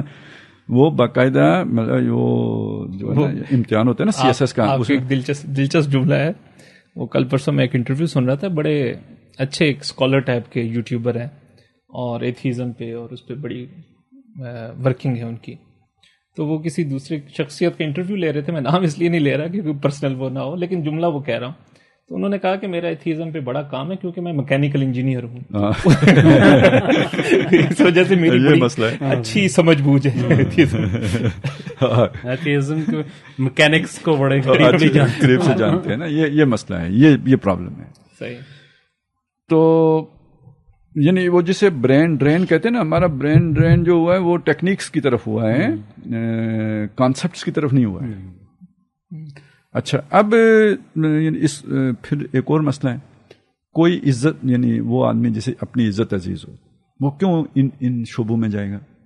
ان میں سے کسی میں بھی. ایون دیکھیں ایک عزت والا آدمی پالیٹکس میں نہیں جاتا, صحیح, کوئی کسی بھی سطح پہ جانے کے لیے تیار نہیں ہوگا. بھائی عزت پیاری ہے, یہ تو سارے. تو وہ میں بتا رہا تھا سی ایس ایس والوں کو, ان کو وہ کورس میں باقاعدہ جو ٹریننگ دیتے ہیں نا پڑھاتے ہیں یار کہ دیکھیں ریئلٹی کیا ہے, اس کو چھوڑیں. جو آپ کو نصاب میں پڑھایا گیا نا کہ اس سوال کا یہ جواب ہے, وہ جواب دینا ہے. اگر آپ نے وہاں پہ فلسفی پڑھانے کی کوشش کی تو گئے. ٹھیک ہے نا, بس یہ بڑے یہ کہتے ہیں تو یہی ٹھیک ہے. اب اس ذہنیت کے ساتھ جب آپ آ کے تو بیٹھیں گے ایک نوجوان افسر کے طور پر, پھر یہی ذہنیت پریویل کرے گی. کرتے کرتے کرتے کرتے آپ 21ویں 22ویں اسکیل تک پہنچیں گے. اس وقت تک تو آپ کے سارے اگر کوئی کریٹو فنکشنز تھے بھی تو وہ سارے ڈی فنکشن ہو چکے ہوں گے. تبھی تو آپ نے وہاں سروائیو کیا اور یہاں تک پہنچے ہیں. اور اگر آپ کے اندر کوئی جو ہے نا وہ کریٹو تھنکنگ تھی, کوئی کرٹیسزم کرنے کا وہ تھا, تو پھر تو آپ پروموٹ ہی نہیں ہوں گے. بہت مشکل ہے. تو یہ ہے جسے اس نے کہا تھا آوے کا آوا بگڑا ہوا ہے. ٹھیک یہ اوپر سے ہونا شروع ہوگا. یہ جو کہتے ہیں نا نیچے سے ہونا ٹھیک نہیں, نیچے سے نہیں ٹھیک ہو سکتا. یہ ٹھیک اوپر سے ہونا شروع ہوگا, اور یہ نہیں ہے کہ یہ ایک دم ٹھیک ہوگا. گریجولی ہاں یہ ہوگا اسی طرح, یعنی وہ رخ سیدھا ہوتے ہوتے ہوگا. 20 سال لگیں, نہیں پتا کتنے لگیں گے, لیکن یہ ٹھیک اگر کرنا ہے تو یہ آہستہ آہستہ ہوگا. صحیح. مہتاب بھائی, کینیڈا, انڈیا اور ایک بڑی گرما گرمی رہی, اور G20 کے بعد ایک جھٹکا تھا جو انڈیا کو پیش آیا, توقع نہیں تھی, لیکن کیا اس کی پیش رفت ہے؟ یہ جو یہ ہے نا اپنا یہ والا, اس میں 2-3 چیزیں میں چاہتا ہوں کہ وہ سامنے آنی چاہیے. کس میں؟ یہ مسنگ پرسنز والی. جی یار اس کی یا تو پھر اس کے پر بعد میں پروگرام کر لیں اگر آپ کے پاس ٹائم تنگ ہے. دیکھ لیں نیکسٹ مطلب اس کی دیکھیں نا، یعنی اس کی ایک تو قانونی پوزیشن کیا ہے، ایک اخلاقی پوزیشن کیا ہے، دینی پوزیشن کیا ہے، یہ بڑے اہم سوالات ہیں. قانونی پوزیشن تو ہم نے کسی طرح کر لیا نا. اخلاقی پوزیشن میں بھی دیکھیں کسی، یہ بہت بڑے ظالمانہ چیز ہے کہ آپ کسی کو اس طرح وہ کریں. دنیا بھر میں اس چیز کو کہیں اعلیٰ اخلاق پہ نہیں نہیں سمجھا جائے گا. دینی اعتبار سے اگر آپ دیکھیں نا، تو یہ جو دنیا اللہ نے بنائی ہے، اس پوری دنیا کو اگر آپ کل زندگی کے اوپر دیکھیں نا، تو یہ بس گیند کا ٹپا کھانا ہے، وہ بھی شعیب اختر کی گیند، ٹھیک ہے نا، بس اس لگی ہے اور اٹھ گئی ہے. یہ دنیا کی ہماری زندگی اتنی ساری ہے. اس زندگی کا جو اللہ نے اصول ضابطہ بنایا ہے، وہ یہ بنایا ہے کہ یار میں بھی آدمی کی آزادی کے اندر مخل نہیں ہوں گا. ٹھیک ہے نا. جو اللہ تعالیٰ پورا نظام ہستی چلا رہا ہے، اس کے لیے کسی فرعون کو مسلمان بنانا کیا مشکل ہے. وہ آزادی وہاں بھی، ٹھیک ہے نا، جس کے ہاتھ میں اس کے دل کی دھڑکن ہے. بلکہ حدیث میں آتا ہے نا کہ ساری انسانیت کے دل اللہ کی 2 انگلیوں کے درمیان، وہ جدھر چاہے موڑ دے، نہیں موڑتا. ٹھیک ہے. تو یعنی اس کا منصوبہ اس دنیا کی زندگی کے بارے میں یہ ہے کہ انسان کو آزاد ہونا چاہیے. ٹھیک ہے. اب آزاد کب تک ہوگا جی؟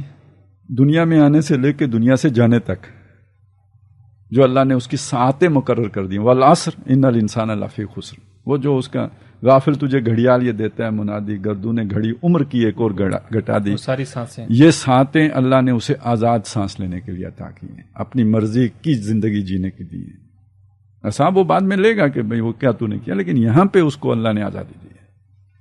آپ جب کسی بندے کو قتل کر دیتے ہیں تو اصل میں اس کی وہ ساعتیں گھٹا دیتے ہیں جو اللہ نے اس کو الاٹ کی ہوئی تھی. تو کتنا بڑا جرم اللہ کی نظر میں یہ ہے.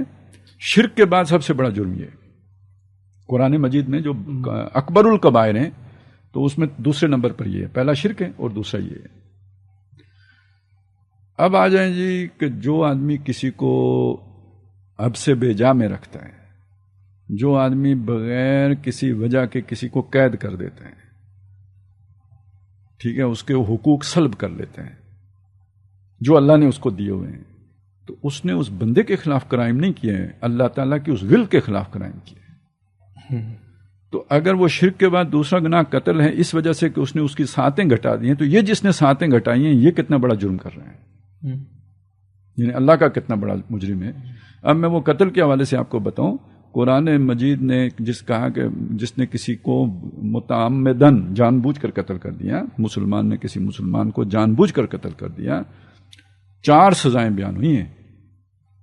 میرے علم میں کسی اور گناہ کی اتنی سزائیں نہیں آئی ہیں. وہ دوزخ میں رہے گا اور ہمیشہ ہمیش رہے گا، خالدن فیہا. ٹھیک ہے، ہمیشہ ہمیش رہے گا. اس پر اللہ کی لعنت ہے.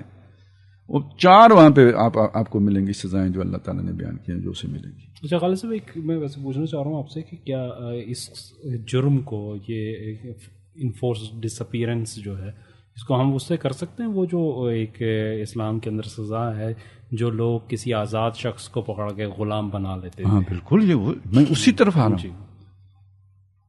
یہ اس سے بھی بعض اعتبارات سے بڑی شے ہو جاتی ہے. اچھا، اس معاملے میں جو نبی صلی اللہ علیہ وسلم کی تعلیمات تھی، ظاہر ہے وہ ان تعلیمات سے جو ان کے قریبی ترین صحابی ہیں وہ زیادہ واقف ہیں نا. ایک واقعہ ہوتا ہے کہ حضرت عمر رضی اللہ تعالیٰ عنہ کو اطلاع ملتی ہے کہ جو میرا خیال ہے کوفے کا گورنر تھے، جنہوں نے اپنے گھر کے باہر ایک 4 دیواری بنائی تھی اور وہاں دربان کھڑا کر دیا تھا. انٹرنس پر دربان کھڑا کر، کوئی آئے تو دربان سے پوچھ کے آئے گا. تو جب حضرت عمر کو معلوم ہوا تو وہ بہت غصہ ہوئے. انہوں نے اسی وقت ایلچی بھیجا. ظاہر اس زمانے میں یہ والی خاردار تاریں تو تھی نہیں اور یہ ساری دیواریں پختہ تو نہیں تھیں، وہ باڑ لکڑی کی وہ انہوں نے بنائی تھی. تو انہوں نے کہا پہلے جا کے اسے آگ لگانا، بعد میں میرا خط اسے دینا. یعنی خط بعد میں دینا، پہلے جا کے آگ لگانا اس جو 4 دیواری بنائی ہے. اور خط میں کیا تھا کہ لوگوں کو ان کی ماں نے آزاد جنا ہے، تم نے انہیں غلام کب سے سمجھ لیا ہے. آپ ذرا اس کو تجزیہ کریں سر کہ بھئی وہ اگر اپنی مرضی سے تمہارے گھر نہیں آ سکتے، تمہارا پبلک پلیس ہے، یہ گورنر ہو تم، اگر ان کو یہاں آنے کی آزادی نہیں ہے، اس کا مطلب غلام ہے. تو ان کی ماں نے انہیں آزاد جنا، تم نے انہیں غلام کب سے سمجھ لیا. اب گورنر صاحب بندہ ہی اٹھا کے اندر بند کر رہے ہیں. تو آپ ذرا سمجھیں کہ کتنا بڑا جرم ہے. یہ اس کی دینی پوزیشن ہے. اللہ کے ہاں کتنا بڑا جرم ہے, قانون کی نظر میں کتنا بڑا جرم ہے, نہیں اسلامی قانون کی نظر میں. مصیبت یہ ہے کہ ہمارے فقہا 3 طلاقوں پر تو حضرت عمر کا بڑا خیال رکھتے ہیں کہ انہوں نے فیصلہ کیا تھا طلاق 3 ہیں تو 3 ہی ہیں. اس جیسے مسئلوں پر کوئی توجہ ہی نہیں دیتے. غیر حاضر زمینداری, زمین کا سود, جاگیرداری, اس پہ جو حضرت عمر رضی اللہ تعالیٰ عنہ کے جو فیصلے ہیں ان کو نہیں دیکھیں گے, یہ والی چیزیں نہیں دیکھیں گے. تو بہرحال یہ دینی اعتبار سے بہت بڑا جرم ہے کسی کو اس طرح جبرن وہ بغیر کسی عدالتی کارروائی کے پابند سلاسل کرنے.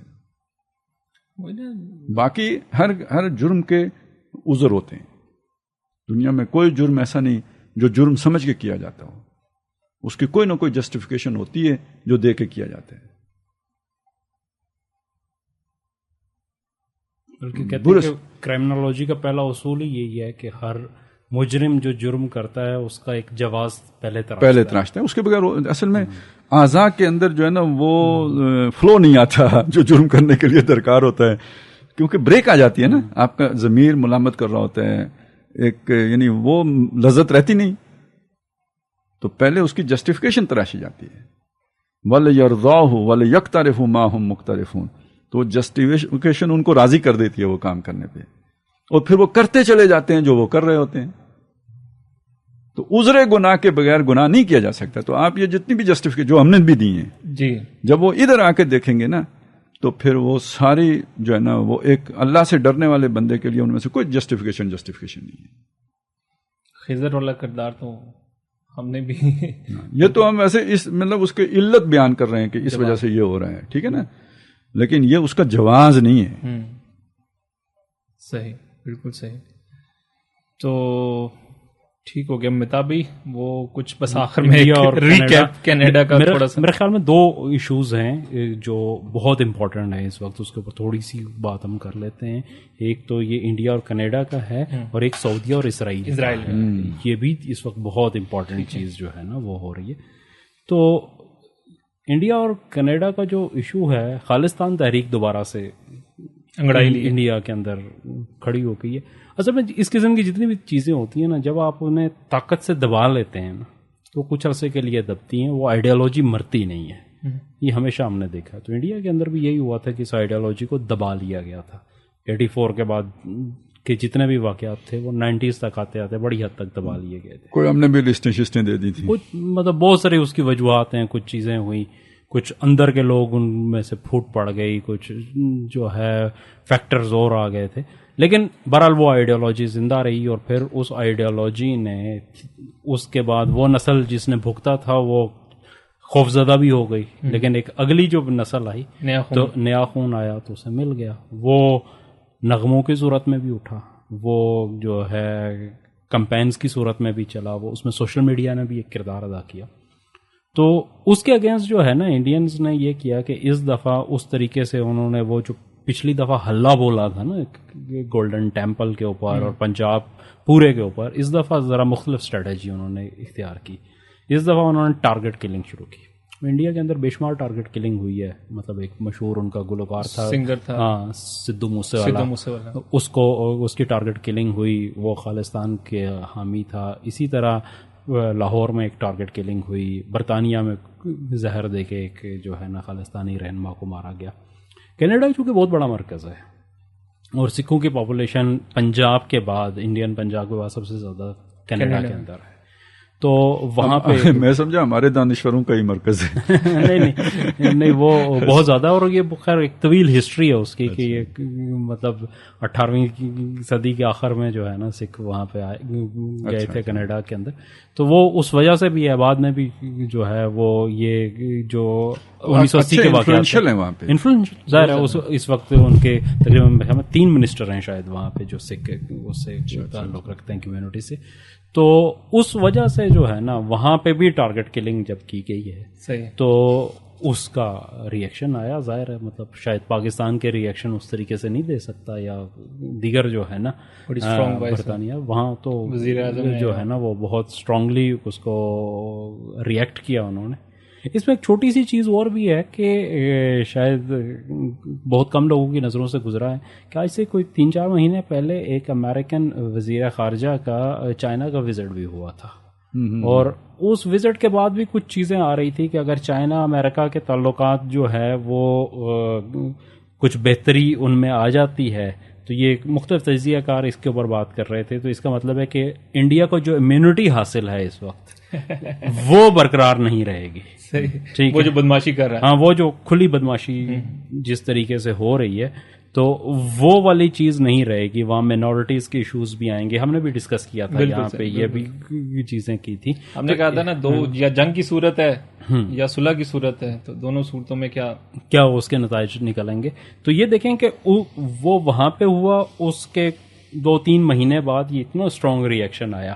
اور اس میں بھی گارجین کی ایک رپورٹ ہے کہ یہ جو تھی انٹیلیجنس شیئرنگ کہ وہاں پہ را نے قتل کروایا ہے، را یا انڈین انٹیلیجنس جو بھی تھی اس نے جو قتل کروایا ہے، اس کی انٹیلیجنس شیئرنگ امریکن انٹیلیجنس نے کینیڈین انٹیلیجنس کو دی ہے. اچھا، یہ گارجین کی رپورٹ ہے. اور اس کا مطلب یہ ہے کہ چیزیں جو ہے نا وہ انفولڈ ہونا شروع ہو گئی ہیں. یہ ایک چھوٹی سی ابتدا ہم اسے کہہ سکتے ہیں، آگے دیکھتے ہیں کہ کیا بنتا ہے اس کی. صحیح. اور مطلب خیر خالد صاحب نے تو تبصرہ کر دیا ہے کہ یہ انتہا پسندی تو لیکن اس کو اگر آپ دیکھیں نا، اس سے کہ بس ایک نظام کی بساط پہ پٹ رہی ہے، نیا نظام بساط بچھا رہا ہے، یہ اس کا بھی تقاضا ہے. یہ برطانوی ایسٹس جو بھی ہیں نا، یہ آہستہ آہستہ لپیٹے جائیں گے. ٹھیک، پیر بھی لپیٹے جائیں گے، جاگیردار بھی لپیٹے جائیں گے، یہ ہمارے والے بھی، ٹھیک ہے نا. تو اسی طرح جو انڈیا میں ہیں وہ بھی لپیٹے جائیں گے. تو اور اسرائیل کی اور سعودیہ کی کیا سر خبریں؟ ایک تو یہ ہے کہ یہ طویل عرصے سے چل رہا تھا، اب کھل کے ہوا ہے. یہ پہلی دفعہ تھا کہ ایک اسرائیلی کیبنٹ منسٹر نے اعلانیہ دورہ کیا سعودیہ کا. اس سے پہلے تو جتنی چیزیں ہوتی تھیں ان کو ڈینائل آ جاتا تھا کہ نہیں ایسی کوئی چیز نہیں ہوئی. تو اس دفعہ وہ ایک یونائٹڈ نیشن کا ایک پروگرام تھا، لیکن اعلانیہ طور پہ اسے سعودیہ نے ڈائریکٹلی ویزا دیا اور وہ آیا وہاں پہ دبئی کے راستے، وہ پہنچا ریاض میں، اس کا استقبال ہوا، اسے شیلڈیں پیش کی گئیں اور مختلف جو ہے نا. پھر ایک اور اس دوران یہ ہوا ہے کہ ایک سعودی ڈپلومیٹ نے جو دریائے اردن کا مغربی کنارہ ہے جو فلسطینی اتھارٹی کے پاس ہے، وہاں پہ جو ہے نا وہ دورہ کیا ہے. اور اس میں بھی یہ کیا جا رہا ہے کہ یہ ان تعلقات کی اسرائیل نے اسے فیسیلیٹیٹ کیا، اور وہاں پہ یہ دونوں دورے جو ہے نا اس سے پہلے بھی ہوتے رہے ہیں بہت ساری چیزیں، ایون کہ نتن یاہو کی اور MBS کی ایک ملاقات کا بھی جو ہے نا وہ ہوتا ہے، خبریں آ رہی تھی، لیکن وہ ساری چیزیں خفیہ تھیں جس کو. لیکن اب جو ڈیولپمنٹ ہو گئی، اب یہاں تک تعلقات پہنچ چکے ہیں کہ یہ اعلانیہ شروع ہو گیا. پھر اس میں یہ ہے کہ ایک سعودیہ اور امریکہ کی بہت بڑی اسلحے کی ڈیل چل رہی ہے، اور سعودیہ وہ اسلحہ چاہ رہا ہے جس کو امریکہ نے کہہ رہے ہیں کہ مشروط کیا ہے اسرائیل کے ساتھ تعلقات کے ساتھ. تو اس ڈیل کے نتیجے میں یہ تعلقات جو بن جائیں گے. اور اس کے بعد پھر دوسری اصل میں ایک اور چیز بھی ہے سعودیہ کے اندر جس کی وجہ سے انہیں بڑی ضرورت ہے اس وقت، کہ سعودیہ کے اندر جو ایک خاص طرح کی اپرائزنگ ہو رہی ہے، چونکہ جو اقدامات ہو رہے ہیں اس کا ایک اندرون خانہ ایک سیکٹیرین بھی تھا، دوسرا مذہبی ان کی، نہیں مذہبی مطلب دیکھیں نا حوالے سے آپ جس طرف آپ لے کے جا رہے ہیں قوم کو، تو ظاہر ایک ایلیمنٹ تو ہے وہاں پہ بھی. جب پرویز مشرف نے پاکستان میں کیا تھا تو ایک بہت بڑا ری ایکشن آیا تھا، کے اندر سے آیا تھا، ہر جگہ سے آیا تھا. تو سعودیہ نے جتنا بڑا جو ہے نا کروٹ لی ہے، تو وہاں چونکہ منارکی ہے، وہاں پہ بادشاہت ہے، تو وہ چیزیں اس طریقے سے تو نہیں ہے کہ لوگ اٹھا کے سڑکوں پہ آ جائیں اگلے دن پروٹیسٹ کرنا شروع.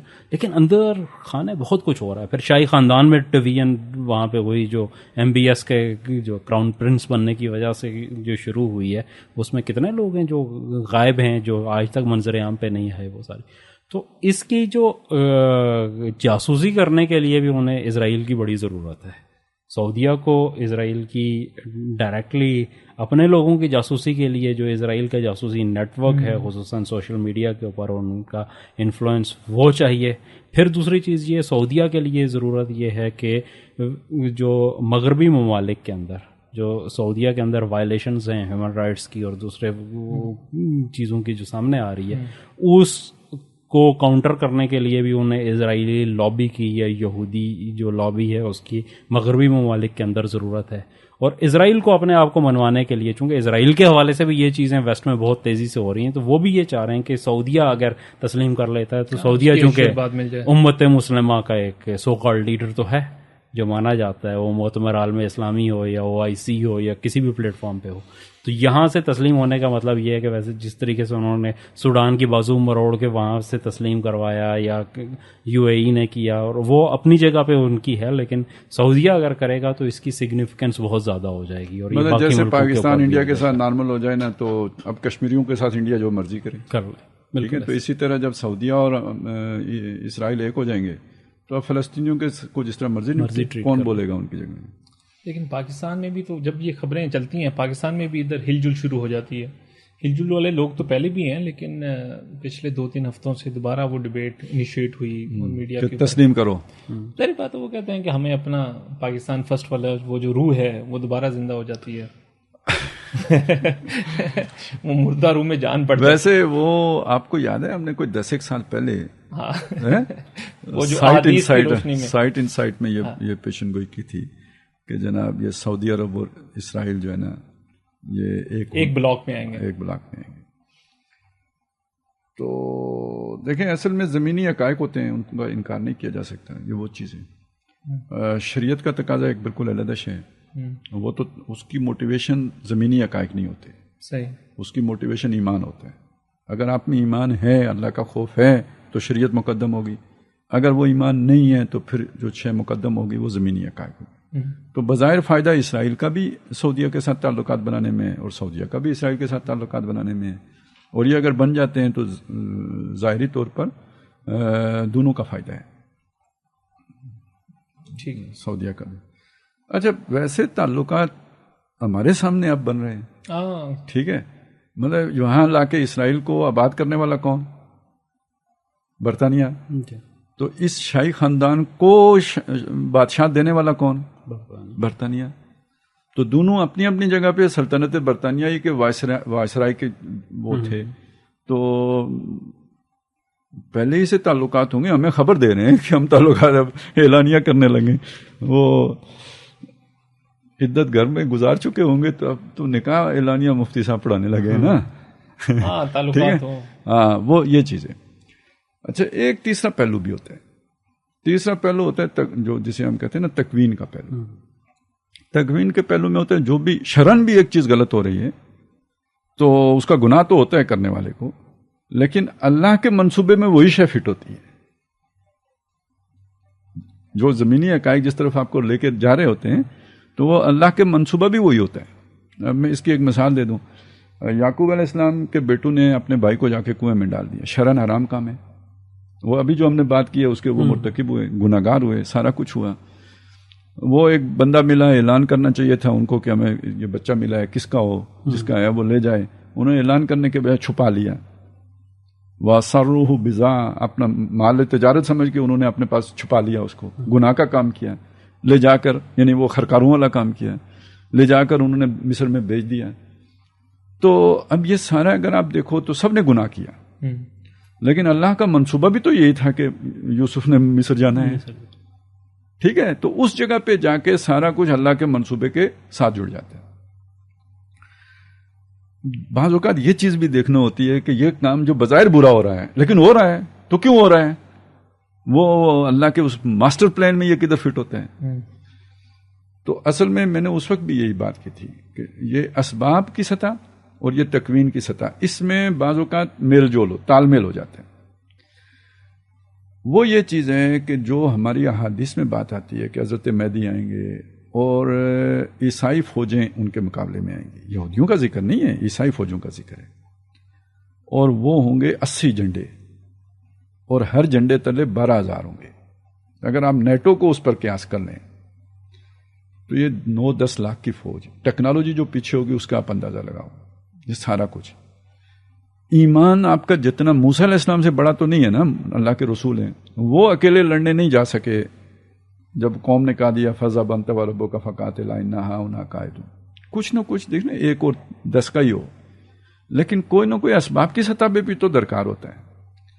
اس ساری ٹیکنالوجی کو سامنے رکھ کے حضرت مہدی کا پورے جزیرت العرب سے ترکی تک ان ساری عیسائی فوجوں کو نکال باہر کرنا، اس کے لیے کوئی اسباب کی سطح پر بھی تو کوئی چیزیں درکار ہیں. تو اصل میں وہ مجھے اس وقت بھی یہی امکان لگتا تھا کہ اپنے مقاصد کے لیے، اپنے مفادات کے لیے اسرائیل کی یہ ضرورت بن جائے گی کہ یہ جو کرسچنز ہیں نا یہ خطے میں نہ آئیں، کیونکہ ان کے خطے میں آنا یروشلم، وہ کل کہیں گے بھائی یہ تو ہمارا قبلہ ہے. لڑائی تو تینوں کی ہے نا. دیکھیں نا، اصل میں مسلمانوں نے جب یروشلم لیا تھا تو یہودیوں سے تو نہیں لیا تھا، عیسائیوں سے لیا تھا. یہودیوں کو وہاں سے کس نے نکالا تھا؟ عیسائیوں نے نکالا تھا. یہودیوں سے دشمنی کون کرتا تھا؟ عیسائی کرتے تھے. مسلمانوں نے تو خود وہ مانتے ہیں کہ بھائی اسپین کا جو ہمارا قیام ہے وہ سب سے گولڈن ایرا جو ہمارے وہ ہے جو مسلمانوں کا دور تھا. تو مسلمانوں اور یہودیوں میں پھر بھی کوئی نہ کوئی وہ رہا ہے، یہودیوں اور عیسائیوں میں نہیں رہا ہے. اور اسپینش جینوسائیڈ کے بعد انہیں پناہ بھی پھر مسلمانوں نے دی. مسلمانوں نے اپنی وزارت وغیرہ میں بھی ان کو رکھا ہے ساتھ. ٹھیک ہے وہ تو یہ ایسا لگتا ہے. اچھا، جب نبی صلی اللہ علیہ وسلم مدینے آئے تو آپ نے ابتدا میں پیکٹ تو انہی کے ساتھ کیا تھا نا، یہودیوں کے ساتھ ہی کیا تھا. تو وہ اس گریٹر پلان میں یہ لگتا ہے کہ حضرت مہدی کو جو بھی ایک خفیہ، جو بھی ایک ٹیکنالوجی کی اور وہ اس طرح کی، جو جیسے ایران کی مدد کرتا رہا عراق کے خلاف اسرائیل، تو وہ مدد ادھر سے ملنے کا، میں یہ نہیں کہتا حتمی بات نہیں ہے، لیکن مجھے یہ لگتا ہے کہ یہ ایک صورت بنے گی تاکہ وہ عیسائی فوجوں کو خطے سے نکال سکیں. تو یہ مسلمانوں کی قربت ہوگی. لیکن یہ تکوین کی سطح کی بات ہے. جو یہ کرے گا اسے ثواب نہیں ہوگا، کیونکہ جزیرت العرب میں یہودیوں کے ساتھ اس طرح کا پیکٹ کرنے کی اجازت نہیں ہے شرعاً. تو کوئی مسلمان یہ نہیں کر سکتا. خالد صاحب، ویسے سننے میں تو یہ آ رہا ہے کہ آج کل بہت سارے لوگ جو ہے وہ دوبارہ میثاق مدینہ جو ہے اس کا ذکر کر رہے ہیں، اس کا ذکر شروع کر وہ ساری چیزیں دوبارہ اجاگر ہو. اچھا، اصل میں دیکھیں، اب میں نے بھی وہ کہا تو جس کانٹیکسٹ میں نے کہا اسی کانٹیکسٹ میں وہ کہہ رہے ہوتے ہیں. ٹھیک ہے، اس کو دلیل بنا رہے ہوتے ہیں، لیکن اپنے غلط کام کی دلیل بنا رہے ہوتے ہیں. دیکھیے، جب وہ میثاق مدینہ ہوا تھا، قرآن مجید ابھی مکمل نہیں ہوا. اس وقت تک اس کی گنجائش تھی، اللہ نے وہ گنجائش دی. نبی صلی اللہ علیہ وسلم نے کیا تو ایک جائز پیکٹ تھا. ٹھیک ہے، وہ ہو گیا. اس کے بعد جب قرآن مجید میں آ گیا کہ اب یہ یہاں پہ نہیں رہے، بلکہ نبی صلی اللہ علیہ وسلم کے فرامین بھی ہیں کہ یہ جزیرت العرب میں اب یہ نہیں رہ سکتے اور نکال دو ان کو جزیرت العرب سے. تو اب کسی کے پاس یہ رائٹ نہیں ہے کہ ان کے ساتھ اس طرح کا پیکٹ کریں. ہاں، پاکستان میں کوئی میثاق مدینہ کرتا ہے تو کر سکتا ہے، ایران میں کرتا ہے تو کر سکتا ہے، جزیرت العرب میں کوئی نہیں کر سکتا. اچھا، ٹھیک ہے نا، وہ تو حدیثیں موجود ہیں. یہیں سے تو یہ سارا جھگڑا شروع ہوا تھا، یہ جو اسامہ والا جھگڑا تھا. ٹھیک ہے، تو بہرحال کہنے کا میرا مقصد یہ ہے کہ بھئی ہونا تو ہے، یہ تو تقدیر ہے، لیکن کرنے والے گناہگار ہیں. یہ جو تکوین کو اور تشریح کو علیحدہ علیحدہ جو نہیں سمجھتے ان کو کافی دقت ہوتی ہے اس طرح کے مضامین سمجھنے میں. لیکن یہ چیزیں، اس لیے میں نے وہ مثال دی یوسف علیہ السلام والی. لیکن یہ اس سارے عمل کا ہو جانا بھی مسلمانوں کی ذلت میں اضافہ ہی کرے گا ظاہراً. بالکل، دیکھیں، اور مسکنت کے اندر جو ہے ایک تو اصل میں نہیں، اس ذلت مسکنت تو ایک طرف ہے، یہ ثبوت ہوگا، اس دلیل ہوگی اس چیز کی کہ انہیں اپنے اسلام سے کوئی غرض نہیں ہے. اپنے عرب نیشنلزم اسلام پر فوقیت لے گیا. وہ جو تھا نا سب سے پہلے پاکستان، یعنی وہ چیز، وہی فلسفی وہاں بھی آ گئی ہے. اللہ کیا کہتا ہے، رسول کیا کہتے ہیں، دین کا تقاضا کیا ہے، اس سے کوئی غرض نہیں ہے. وقت کا تقاضا کیا ہے، اور یہ ذلت اصل ہے. اور دوسری اچھا، اور اسی کے نتیجے میں وہ جو آگے ہونا ہے نا، جو خبریں ہیں حدیثوں میں کہ بھئی ویل للعرب، عرب کے اوپر جو اتنی بڑی تباہی من شر اقترب، اس شر سے کہ جو قریب آ گیا ہے، اس کے لیے جواز کر. ٹھیک ہے، اور اس میں یہ ہے کہ جس کے 100 بیٹے ہوں گے 99 مارے جائیں گے. تو اس کا بھی تو کوئی جواز، مطلب کوئی جرم بھی تو اتنا بڑا ہونا چاہیے نا کہ جس کے نتیجے میں یہ ہو. تو وہ یہ جرم ہے. عیاشیاں تو ہیں، لیکن عیاشیوں سے بڑھ کر پھر دین کے ساتھ اس لیول کی غداری ہے کہ آپ اس کے ساتھ جو ہے وہ جانتے بوجھتے ہوئے. لیکن اس کے ساتھ اس کو بیلنس اس میں ہمیشہ رکھیں کہ عرب بحیثیت مجموعی جو ہے نا، سب کے سب یہ اس لپیٹے میں نہیں آئیں گے. انہی میں سے وہ بھی اٹھیں گے کہ جن میں پھر حضرت مہدی بھی ہوں گے. ٹھیک ہے نا. یعنی وہ ان کا بھی ریوائول ہوگا لیکن بہت بڑی پرجنگ کے بعد. وہ جو 100 میں سے 99 مارے جائیں گے تو بہرحال ایک تو پھر بچ بھی جائے گا نا, وہ انہی میں سے ہوگا. بالکل صحیح ہے. بہرحال یہ بڑے اور یہ جو متاب بھائی نے جو ڈویژن جس کا ذکر کیا نا کہ اندر خانے ایک اس کے خلاف بڑی ریزنٹمنٹ بھی ہے, تو یہ ایک پیکٹ ہوا تھا یہاں پہ آل سعود کا اور آل شیخ کا. آل شیخ میں بھی بہت سارے وہ جو ہیں نا ان کے وہ ہیں اعلی کار ہیں, لیکن بہرحال ان میں نیکوکار بھی ہیں. ٹھیک ہے, یہ علاقہ جو نجد کا علاقہ ہے یہ بڑا بدنام ہے حدیث, اور خاص طور پہ ہمارے بریلوی مکتب کے لوگ جو ہے نا اس کو زیادہ وہ کرتے ہیں. حدیثیں ہیں موجود ہیں, وہ ان کو اس پہ چسپاں کرتے ہیں, لیکن اس کے برعکس حدیثیں بھی ہیں. مطلب وہاں کا ایک قبیلہ ایسا بھی ہے جو دجال کے مقابلے میں کھڑا ہوگا, وہ بھی نجد کا قبیلہ ہے. شیطان کا سینگ بھی نجد سے نکلے گا, لیکن دجال کا مقابلہ کرنے والا ایک قبیلہ بھی جو ہے نا وہ اسی علاقے میں ہے. تو یہ جہاں پہ شر ہوتا ہے وہاں خیر بھی ہوتا ہے, دونوں چیزیں ساتھ ساتھ چلتی ہیں.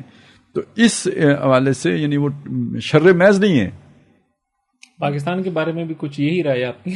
پاکستان کے بارے میں بھی ہے کہ خیر کی طاقتیں بھی اچھی سے اچھی یہاں مل جائیں گی اور شر کی طاقتیں بھی مل جائیں گی. بڑے سے بڑے اصل میں یہ جو ہم وہی نا, چونکہ ہم نے سائنس پڑھی ہوتی ہے تو سائنس میں یا پازیٹیو کرنٹ ہوتا ہے یا نیگیٹو کرنٹ ہوتا ہے. ایسا ہی ہوتا ہے نا جی. تو وہاں چیزیں بہت کرسٹل کلیئر ہوتی ہیں, بلیک اینڈ وائٹ ہوتی ہیں. اسی کو جب ہم ادھر اپلائی کر دیتے ہیں تو اس کا نتیجہ یہ نکلتا ہے کہ ویسٹ جو ہے نا ہم یہ کہیں گے ٹوٹل شر ہے, فلانی جگہ ٹوٹل شر ہے.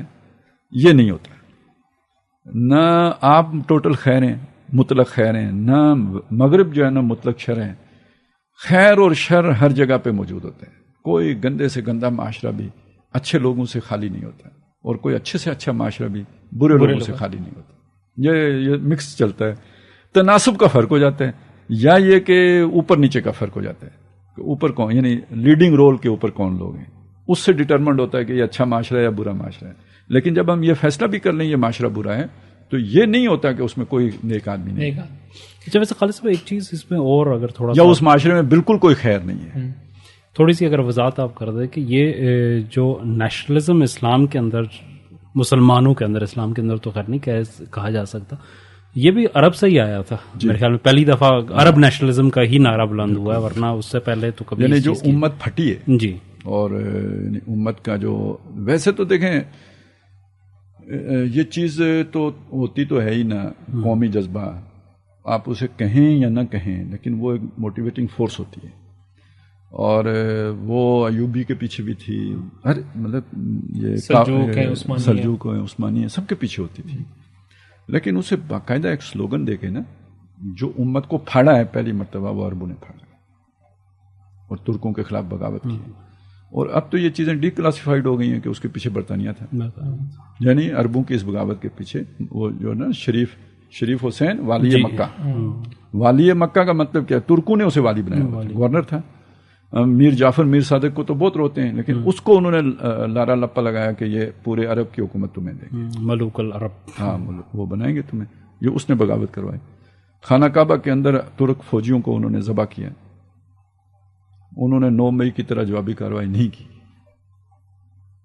یہ انہوں نے کیا نا, ترکوں نے جوابی کارروائی نہیں کی کہ وہ حرم کی حرمت کا خیال رکھا, مرے. اور پھر یہ انگریزوں کی مدد سے یہ سارا کچھ ہوا, لیکن انہوں نے اپنا وعدہ پورا نہیں کیا. یہ ہوتا ہے پھر ان کے خلاف پھر یہ وابی تحریک کھڑی کر دی, ان کو بدعتی بنایا. اور پھر آگے آل سعود آ گئے. یہ ان کا جو وہ عبدالعزیز تھا نا, عبدالعزیز بڑا جی ابن سعود, ابن سعود ہی نا, عبدالعزیز بن سعود. لیکن یہ خاندان تو پھر وہ اردن اور اس نہیں وہ آل شریف تو وہ اردن کے وہ پھر اردن کی طرف دھکیلے گئے نا. صحیح ٹھیک ہے نا, نہیں تو یہ سارا علاقہ ان کے پاس تھا, انہوں نے نکال باہر کیا یہ جو آل سعود تھے. اور پھر یہ جا کے تو ادھر سے بھی کیا ملا, لبنان شام کرتے کرتے صرف اردن ہی ملا نا, اردن ہی ملا تخلیق کیا گیا. اور یہ ان جو ہے نا یہ جو شاہ حسین تھا یہ اسی کی اس میں سے کہ ان کو خادم حرمین شریفین بنا دیا گیا اور ان کو خادم الاقصی بنا دیا گیا. خادم الاقصی. پھر وہ اقسا ان سے لے لی 1967 میں وہ بھی چلی گئی، لیکن ابھی بھی اوقاف انہی کے انڈر ہے. جو اقسا کی ذمہ داری ہے وہ اردن کا اوقاف ہی کرتا ہے. ٹائٹل برقرار ہے. ٹائٹل برقرار. چلیں جی، بہت شکریہ. کافی دلچسپ بحث رہی اور تاریخی رخوں سے کچھ چیزیں سامنے آئیں. اور اجازت چاہتے ہیں ناظرین سے، اس حوالے سے آپ کا کوئی فیڈ بیک ہو تو ضرور ہم سے شیئر کریں. اگلے پروگرام تک مجھے، خالد صاحب کو، مہتاب عزیز بھائی کو اجازت دیجیے. پھر ملاقات ہوگی. السلام علیکم.